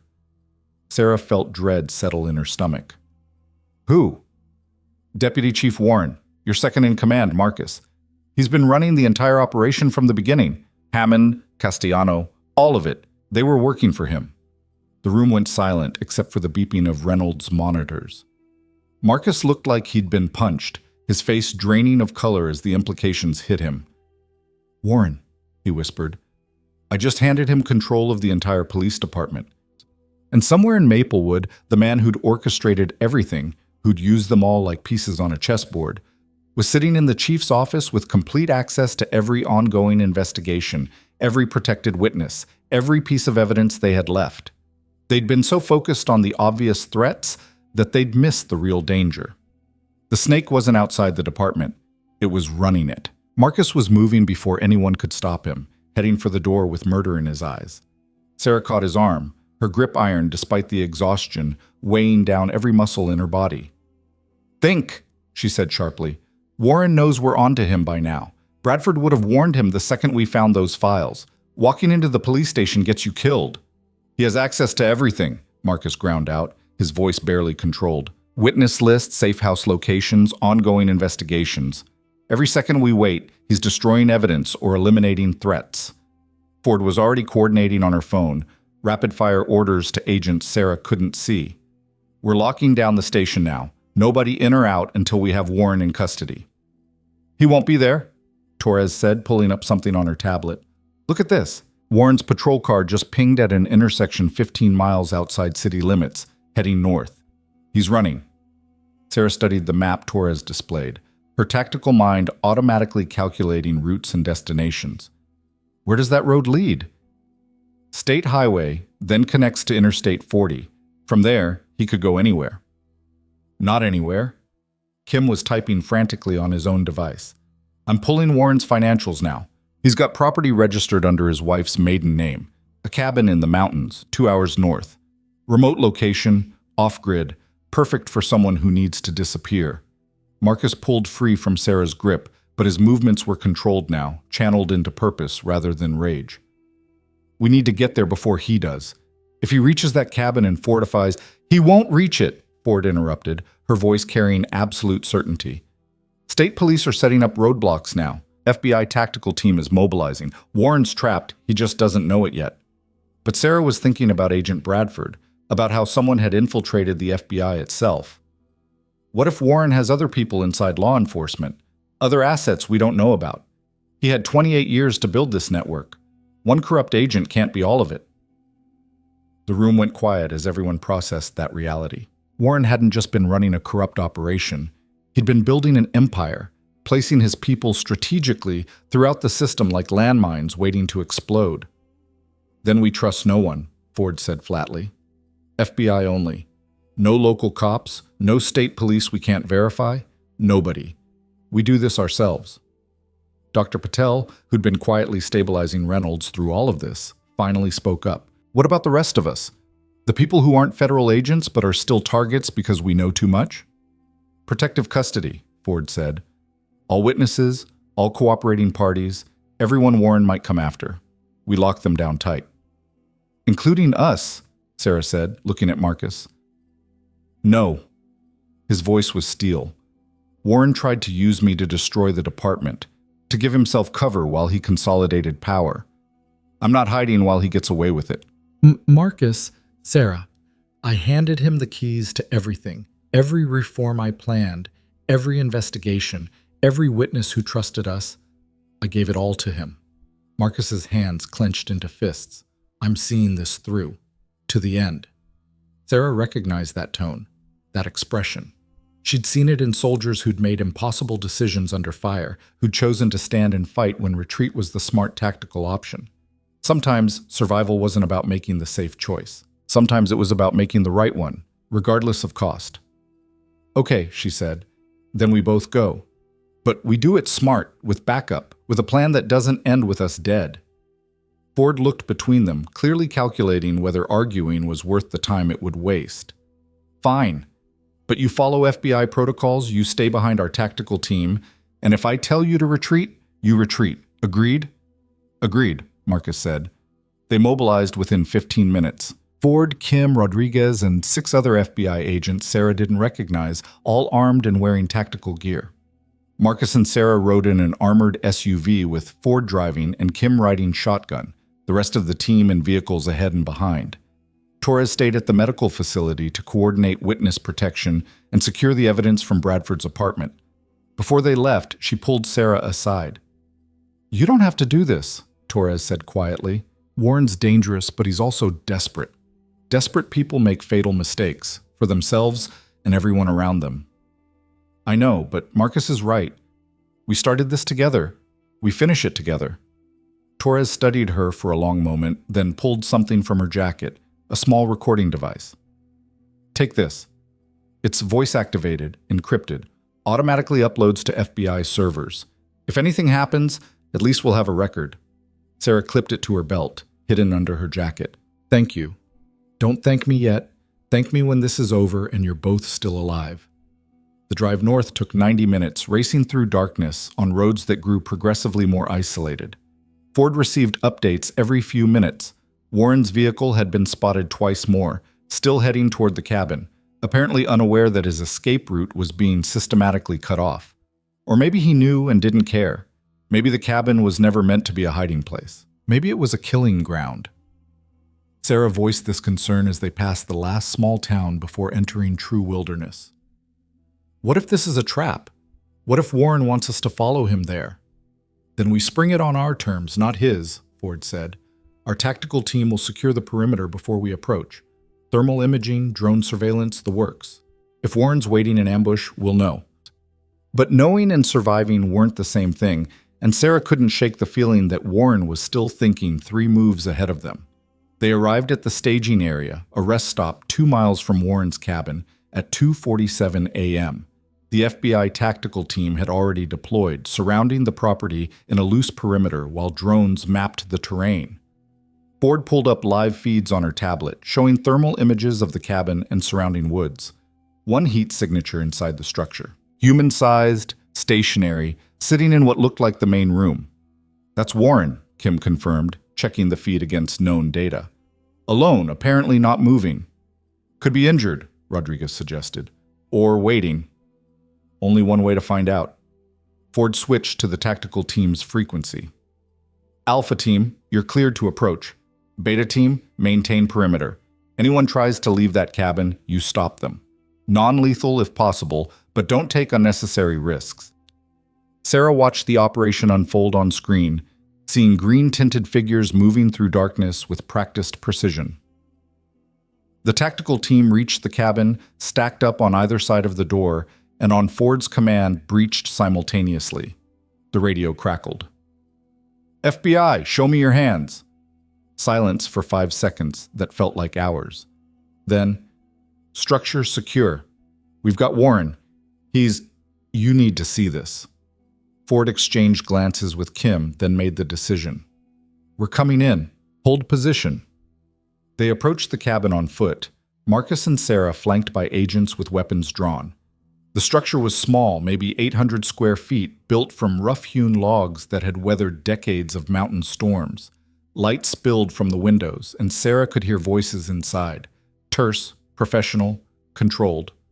Ford entered first, Sarah and Marcus close behind, and what they found made Sarah's breath catch. Warren sat in a wooden chair in the center of the room, hands visible on the armrests, no weapon in sight.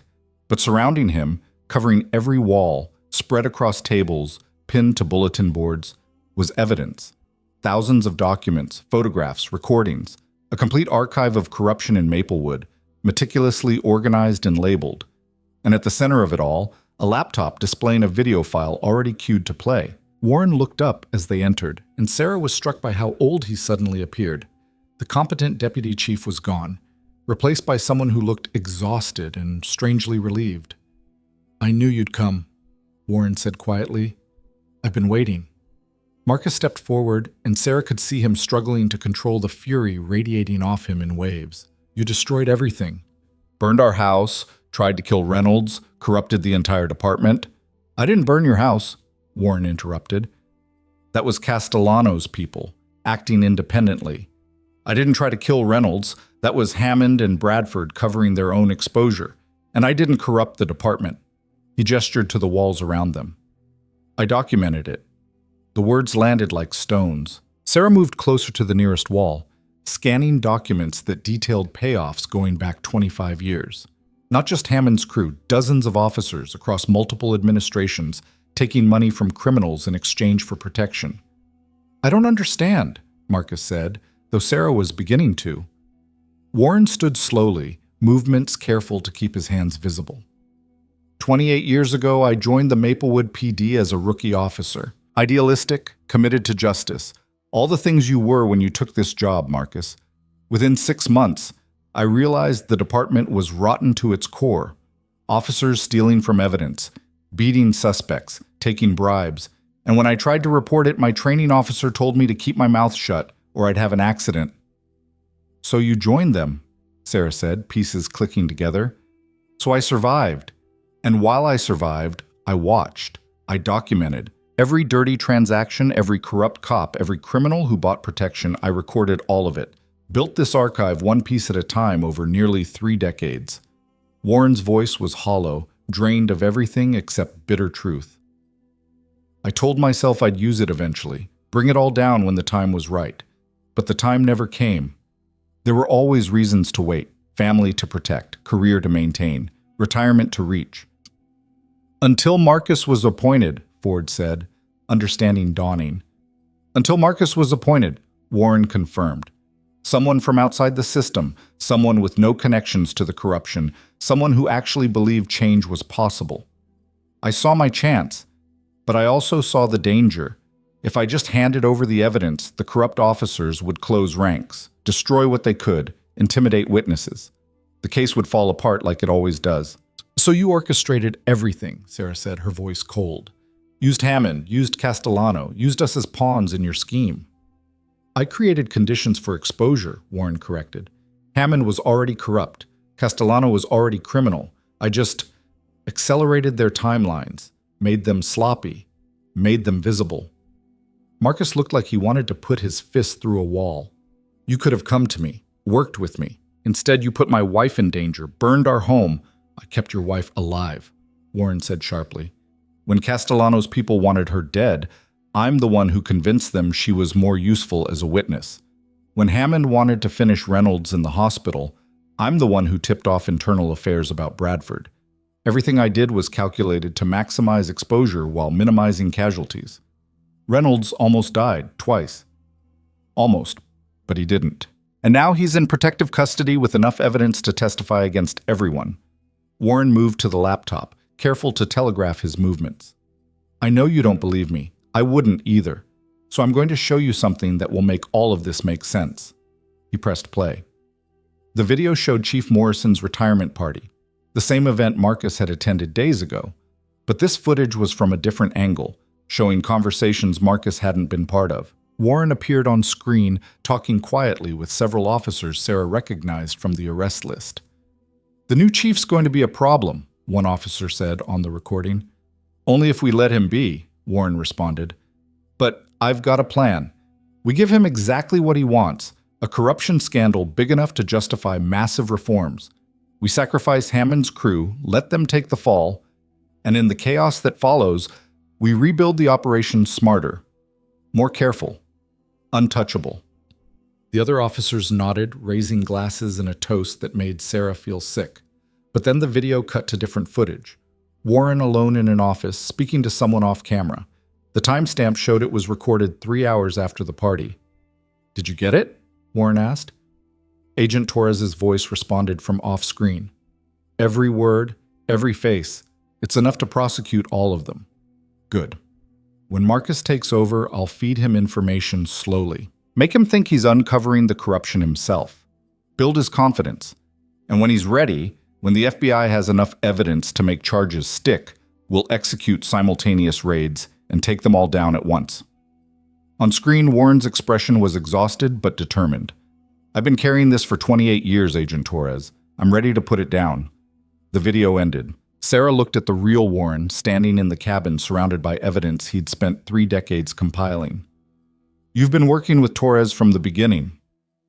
"For 6 months, since she first approached me with her investigation." Warren sat back down, shoulders slumping. "I gave her everything I had, helped her identify targets, build cases, coordinate timing. The night you were detained by Hollis, that wasn't random. Torres had him under surveillance, knew he was escalating. When he pulled you over, she saw an opportunity to force the issue, to get him off the street before he killed someone." Marcus was shaking his head, trying to process this. "You let me think you were the enemy. You let me believe I let you be clean," Warren interrupted. "If you'd known I was working with the FBI, your actions would have been compromised. Defense attorneys would claim entrapment, coordinated persecution, political motivation. But this way, you were genuinely discovering corruption, genuinely reacting to threats, genuinely fighting for reform. Everything you did was legitimate because you didn't know it was orchestrated." Ford's phone rang. She answered, listened, then looked at Warren with an expression Sarah couldn't quite read. "Agent Torres confirms everything. She's uploading the full operational file now. Warren's been a confidential informant for 6 months, working to expose systemic corruption while maintaining his cover." The revelation should have felt like victory, but Sarah only felt hollow. They'd been manipulated from the beginning, guided through predetermined steps like actors in a play they didn't know they were performing. "The death threat," Marcus said. "The photo with the laser sight. Was that fake too?" "No." Warren's expression darkened. "That was real. Castellanos' people figured out I was the leak. The attack in prison, having Bradford try to kill Reynolds again, that was them trying to eliminate witnesses and send a message. I couldn't stop it without blowing my cover, so I fed Torres information to help the FBI intercept the worst of it." "You gambled with our lives," Sarah said, her voice quiet but cutting. "Yes, and I'm not asking for forgiveness." Warren met her eyes. "I'm asking for understanding. This corruption has destroyed hundreds of lives over decades. It's put criminals back on the streets, sent innocent people to prison, and made citizens afraid to trust the police who are supposed to protect them. I did what I had to do to stop it." Sarah wanted to argue, to rage at him for the manipulation and danger and fear. But she'd made similar choices in combat zones, sacrificed the safety of the few to protect the many, made calls that haunted her years later but that she'd make again because the alternative was worse. Marcus was quiet for a long time, staring at the walls of evidence surrounding them. Finally, he spoke. "What happens now?" "Now the FBI uses this archive to prosecute every corrupt official I documented," Warren said. "Trials will take years, some cases will be stronger than others, but the exposure alone will force reform. Officers who stayed quiet will come forward. Politicians who enabled this will lose elections. The entire system will have to rebuild itself better. And you? I'll testify at every trial, explain my role, accept responsibility for my methods, and then I'll resign from the force." Warren's voice was steady. "I broke rules to enforce them. That makes me compromise, just like the people I helped expose. The department deserves better." Ford was scrolling through files on her tablet, cross-referencing Warren's evidence with Torres's investigation. This is incredible. Bank records, witness statements, photographic evidence. You built cases against 73 officers across 4 decades. This isn't just corruption. This is RICO conspiracy. Federal racketeering charges, Warren confirmed, which means FBI jurisdiction, which means no local political interference. That's why I waited. I needed federal buy-in before moving. Kim had been photographing documents, creating a digital backup of the physical archive. We're going to need weeks to process all of this. Maybe months. You've got time, Warren said. Most of the accused are already in custody. The rest will be arrested within 48 hours based on this evidence. And with Hammond's attack on Castellano, the criminal network that supported the corruption is in disarray. They're too busy fighting each other to interfere with prosecution. Sarah moved to Marcus, who still looked shell-shocked by the revelations. You okay? I don't know what I am. He stared at Warren like seeing him for the first time. Everything I thought I knew about the situation was wrong. Not everything, Warren said. You were right that the department needed reform. You were right to fight for it. You were right to refuse to back down even when threatened. I just provided the circumstances that made reform possible. By manipulating everyone around you. Yes. Warren didn't flinch from the accusation. I won't pretend otherwise. I used people, put them in danger, made them suffer, and I'll spend whatever time I have left living with that. Ford ended a phone call and looked up. Torres wants to know if we need additional support. She can have another tactical team here within an hour. We're secure, Warren said. Castellano's people don't know about this location, and the officers who might have told them are either in custody or on the run. You can transport me and the evidence without interference. Transport you where? Marcus asked. Federal detention initially, then protective custody during the trials. Warren stood, holding out his wrists for handcuffs without being asked. I'm still guilty of conspiracy, obstruction of justice, and about a dozen other charges related to how I gathered this evidence. I'll plead guilty, cooperate fully, and accept whatever sentence comes. Ford cuffed him, reading rights out of habit even though Warren clearly didn't need the reminder. As they prepared to move him to a transport vehicle, Warren paused in front of Marcus and Sarah. For what it's worth, he said quietly, you two are exactly what I hoped you'd be. Incorruptible, brave, unwilling to compromise when it mattered. The department needs people like you rebuilding it. Don't let my methods taint what you're trying to accomplish. Marcus said nothing. Sarah nodded once, not quite forgiveness, but acknowledgement. They loaded Warren into an armored vehicle, secured the evidence for transport, and began the long drive back to Maplewood. Sarah sat in silence, watching darkness give way to dawn, thinking about everything that had happened since that night when Hollis had pulled her over on 4th Street. She'd been humiliated, detained, threatened, and manipulated. She'd lost her home, nearly lost her husband, and discovered that the system she'd trusted was more broken than she'd imagined. But she'd also fought back, had refused to be intimidated, had stood up for what was right, even when it was dangerous, had proven that power didn't come from badges or positions, but from the unwillingness to accept injustice. Marcus reached for her hand, squeezed once. You thinking what I'm thinking? That we need a vacation somewhere without corrupt cops or conspiracy theories? That too. But also that we're not done. Warren exposed the corruption, but someone still has to rebuild. Create new systems, new protocols, new accountability measures. Actually fix what's broken instead of just documenting it. Sarah turned to look at him. You're going back, taking the chief position again.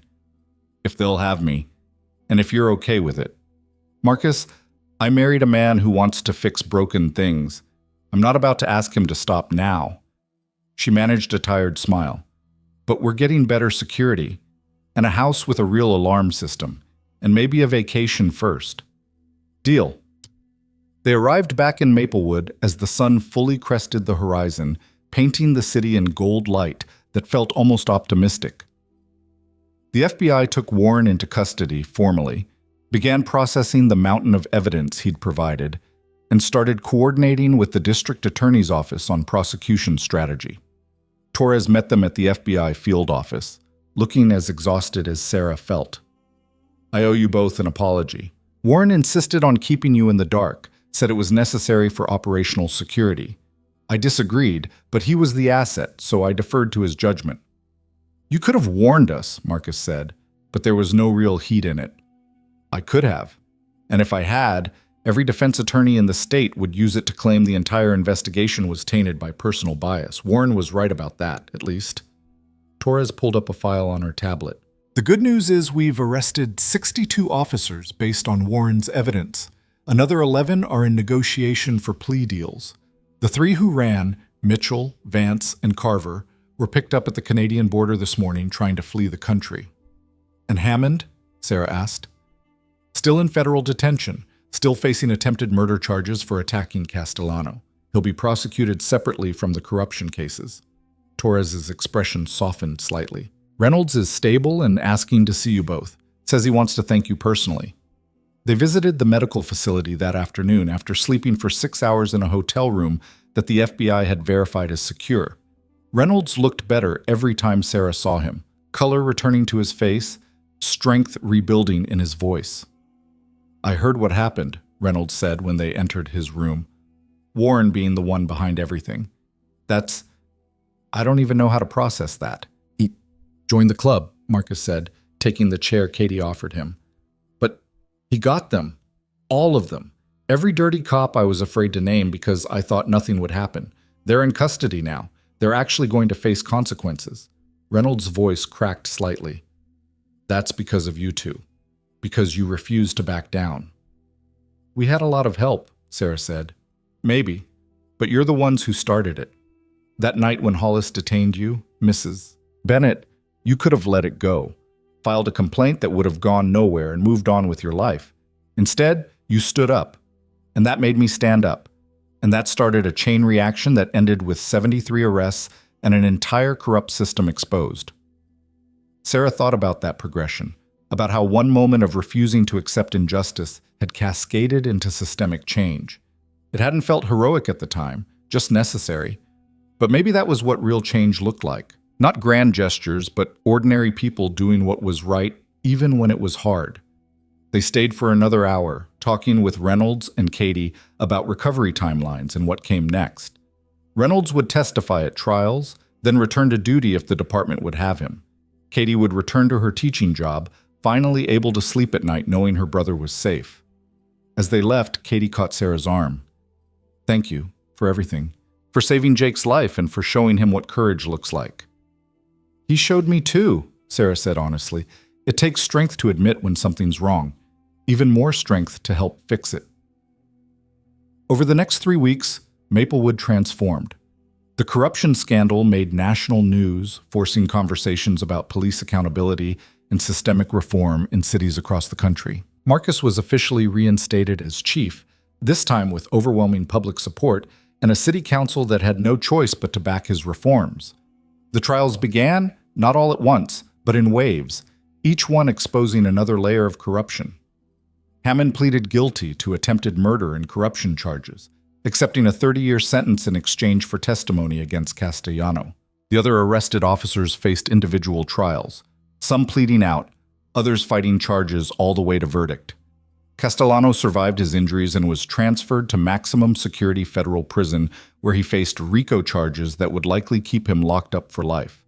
His criminal empire collapsed without his leadership, fragmenting into smaller operations that law enforcement could actually manage. Warren testified at every trial where his evidence was relevant, explaining in careful detail how he documented corruption while participating in it himself. Some juries sympathized with his methods. Others found them reprehensible, but all of them convicted based on the evidence he provided. For his cooperation, Warren received a reduced sentence, 8 years in federal prison, eligible for parole in 5. It was mercy, but not forgiveness. He'd broken laws to enforce them, and the system couldn't ignore that even while benefiting from the results. Through all of it, Sarah returned to her normal routine at Crestview Memorial. The hospital had promoted her to senior charge nurse, recognizing not just her clinical skills, but her leadership during crisis. She trained new nurses, mentored residents, and saved lives the way she'd been doing for 6 years. But something had shifted. People looked at her differently now. Not with pity for what she'd survived, but with respect for how she'd responded. Young nurses asked her advice not just about medical procedures, but about standing up when something was wrong, about speaking truth to power, about being brave when it was easier to stay silent. 3 months after Warren's arrest, Sarah and Marcus stood in front of a new house, not a replacement for what they'd lost, but something they'd chosen together. Smaller, more secure, with a view of the mountains and enough land for privacy. Marcus wrapped his arm around her waist as they surveyed their new home. Think we're done with excitement for a while?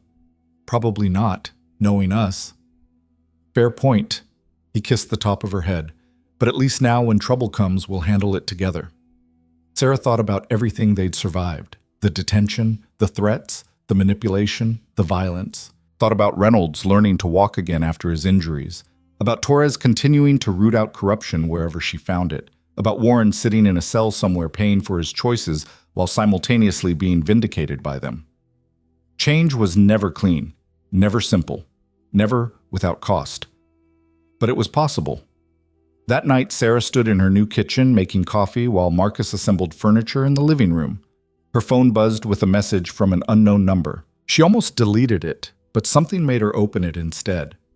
Thank you for not giving up. My daughter was assaulted by a police officer 3 years ago. Nothing happened to him because everyone said there wasn't enough evidence. Because of what you started, his case has been reopened. He's being charged. She's finally getting justice. Thank you. Sarah stared at the message for a long time, then showed it to Marcus when he came looking for coffee. There are probably dozens more like this, he said quietly. Hundreds, maybe. Cases that got buried because of corruption, victims who were never believed, justice that was denied. Warren's evidence is giving them all a second chance. At least something good came from all of this. No. Marcus turned her to face him, his expression serious. Something good came from you. From your refusal to accept that being detained for no reason was just how things work. From your willingness to fight even when fighting was dangerous. Warren provided evidence, but you provided the spark that made people believe change was possible. Sarah wanted to argue, to deflect credit to the FBI or Torres or the brave officers like Reynolds who'd spoken up. But she also understood that change required someone to go first, to stand up when everyone else was sitting down, to say, this is wrong, even when powerful people insisted it was fine. She'd been that person, not because she was special or heroic, but because she'd been tested and refused to break. 6 months after that night on 4th Street, Marcus hosted his first public town hall as chief of police. The auditorium was packed with citizens who'd come to ask questions, voice concerns, and hold their police department accountable. Sarah sat in the front row, watching her husband field tough questions with patience and honesty. When someone asked about the corruption scandal, Marcus didn't deflect or minimize. The department I inherited was broken in ways I didn't fully understand, he said clearly. Officers who were supposed to protect people instead preyed on them. Systems designed for justice were used to enable crime, and good officers who wanted to speak up were intimidated into silence.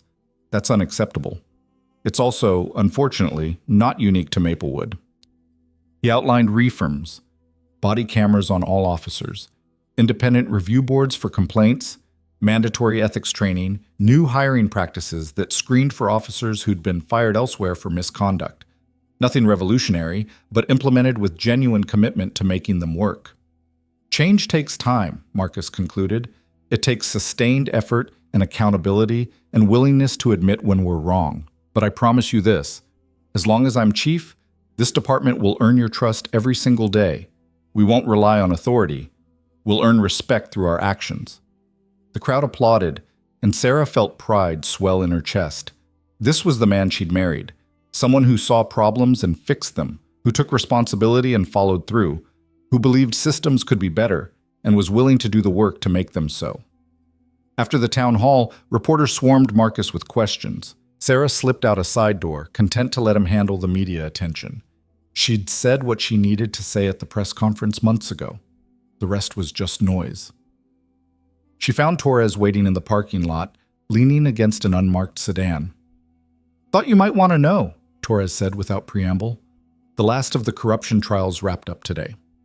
Guilty verdict on all counts. Every single officer we arrested has now been convicted or pleaded guilty. Every single one?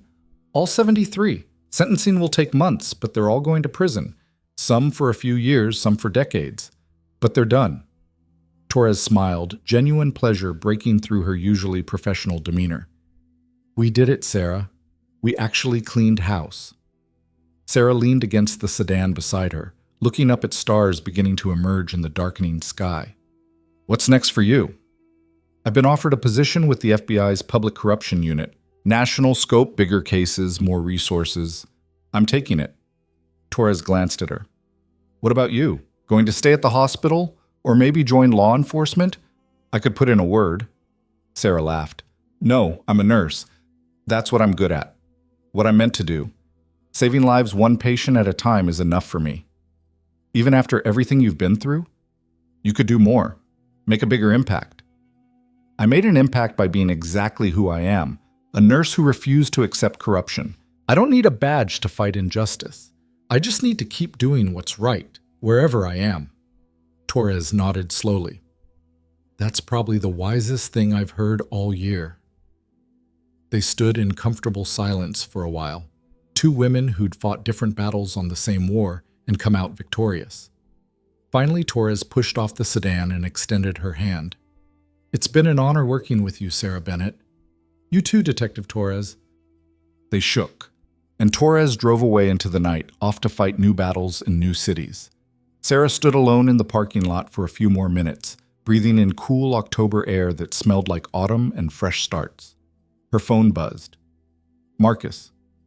Where did you go? Just needed some air. Be there in a minute.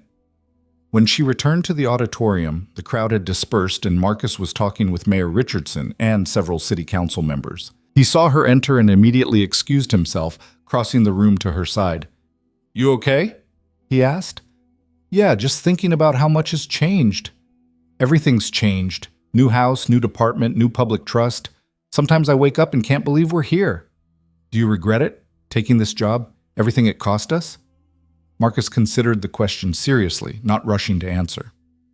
I regret that we lost our house.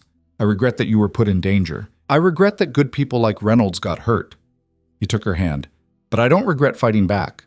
Don't regret standing up. Because if we hadn't, corruption would still be running this city and people would still be suffering for it. Sarah squeezed his fingers, drawing strength from the certainty in his voice. Then we did the right thing. We did the right thing. They walked to their car together, and Sarah thought about the journey that had brought them here, from a routine traffic stop to systemic reform, from humiliation to vindication, from powerlessness to profound impact. Officer Derek Hollis had pulled her over thinking she was nobody, just another citizen he could push around, intimidate, make small. He'd been wrong. Sarah Bennett wasn't just a nurse. She was a combat veteran who'd survived war zones, a professional who'd saved hundreds of lives, a woman who understood that real power came not from badges or authority, but from the unwavering refusal to accept injustice. And when tested, truly tested by corruption and violence, and threats that could have broken her, she'd proven what she was made of.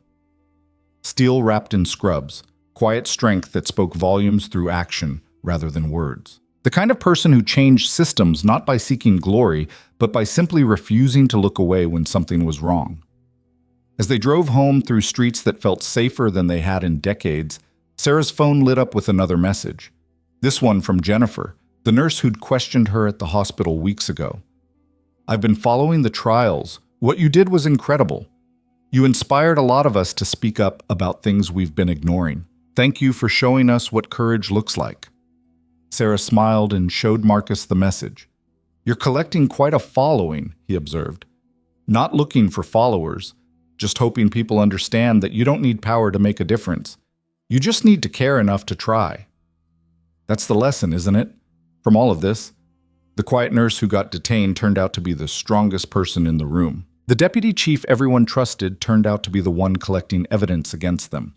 The system that seemed invincible crumbled because ordinary people decided they'd had enough. Sarah thought about Officer Reynolds, recovering from his injuries but planning to return to duty. About Torres, taking her skills to bigger stages. About the anonymous message sender whose daughter was finally getting justice. About all the people whose lives had been touched by this fight, some of them knowing it, some never realizing how close they'd come to a different, darker outcome. "Do you think it's over?" Marcus asked as they pulled into their driveway. "Really over?" "The corruption trials are over. Warren and his network are in prison. Castellano's organization is scattered, so yes, that chapter is closed." But corruption doesn't end. It evolves, adapts, finds new ways to take root. In 5 years, 10 years, someone else will try to build what Hammond had. And when they do, someone will need to stand up again, fight again, refuse to accept that's just how things work. Marcus cut the engine, turned to face her in the darkness of their driveway. "And if that someone is us again?" Sarah thought about the cost they'd already paid, the price of standing up. Then she thought about the alternative, living in a world where power went unchallenged, where corruption flourished unchecked, where victims suffered in silence because speaking up seemed too dangerous. "Then we fight again," she said simply, "because that's who we are. That's who we choose to be." They went inside together, and Sarah felt peace settle over her for the first time in months. Not the peace of victory or the peace of endings, but the peace of knowing she'd been tested and hadn't broken. Of knowing that when faced with impossible choices, she'd chosen courage. Of knowing that her strength, the quiet, steady strength that had carried her through combat zones and emergency rooms and corrupt systems, was enough. More than enough. That night, Sarah stood at the window of their new bedroom, looking out at mountains silhouetted against stars, and thought about the journey that had brought her here. From Afghanistan to Maplewood, from combat medic to ER nurse, from victim of police misconduct to catalyst for systemic change. The path hadn't been chosen. She'd been pulled over on a random Tuesday night by an officer having a bad day. Could have ended there. One more story of injustice filed away and forgotten. Instead, it had sparked a revolution. Not because Sarah Bennett was special or heroic or extraordinary, but because she was ordinary enough to understand injustice when she saw it, and brave enough to refuse accepting it as normal. And in the end, that was all change ever required. Not perfection, not power, not privilege, just people, ordinary people, deciding that enough was enough and following through no matter the cost. Sarah Bennett had been that person, had paid that cost, and in doing so, had proven something every person who'd ever felt powerless needed to hear. You are stronger than you know, braver than you believe, more capable than anyone who tries to diminish you will ever understand. And when you stand up, truly stand up, with courage and conviction and refusal to back down, the whole world shifts to accommodate your strength. The quiet nurse had roared, and the system had trembled, and nothing would ever be quite the same again.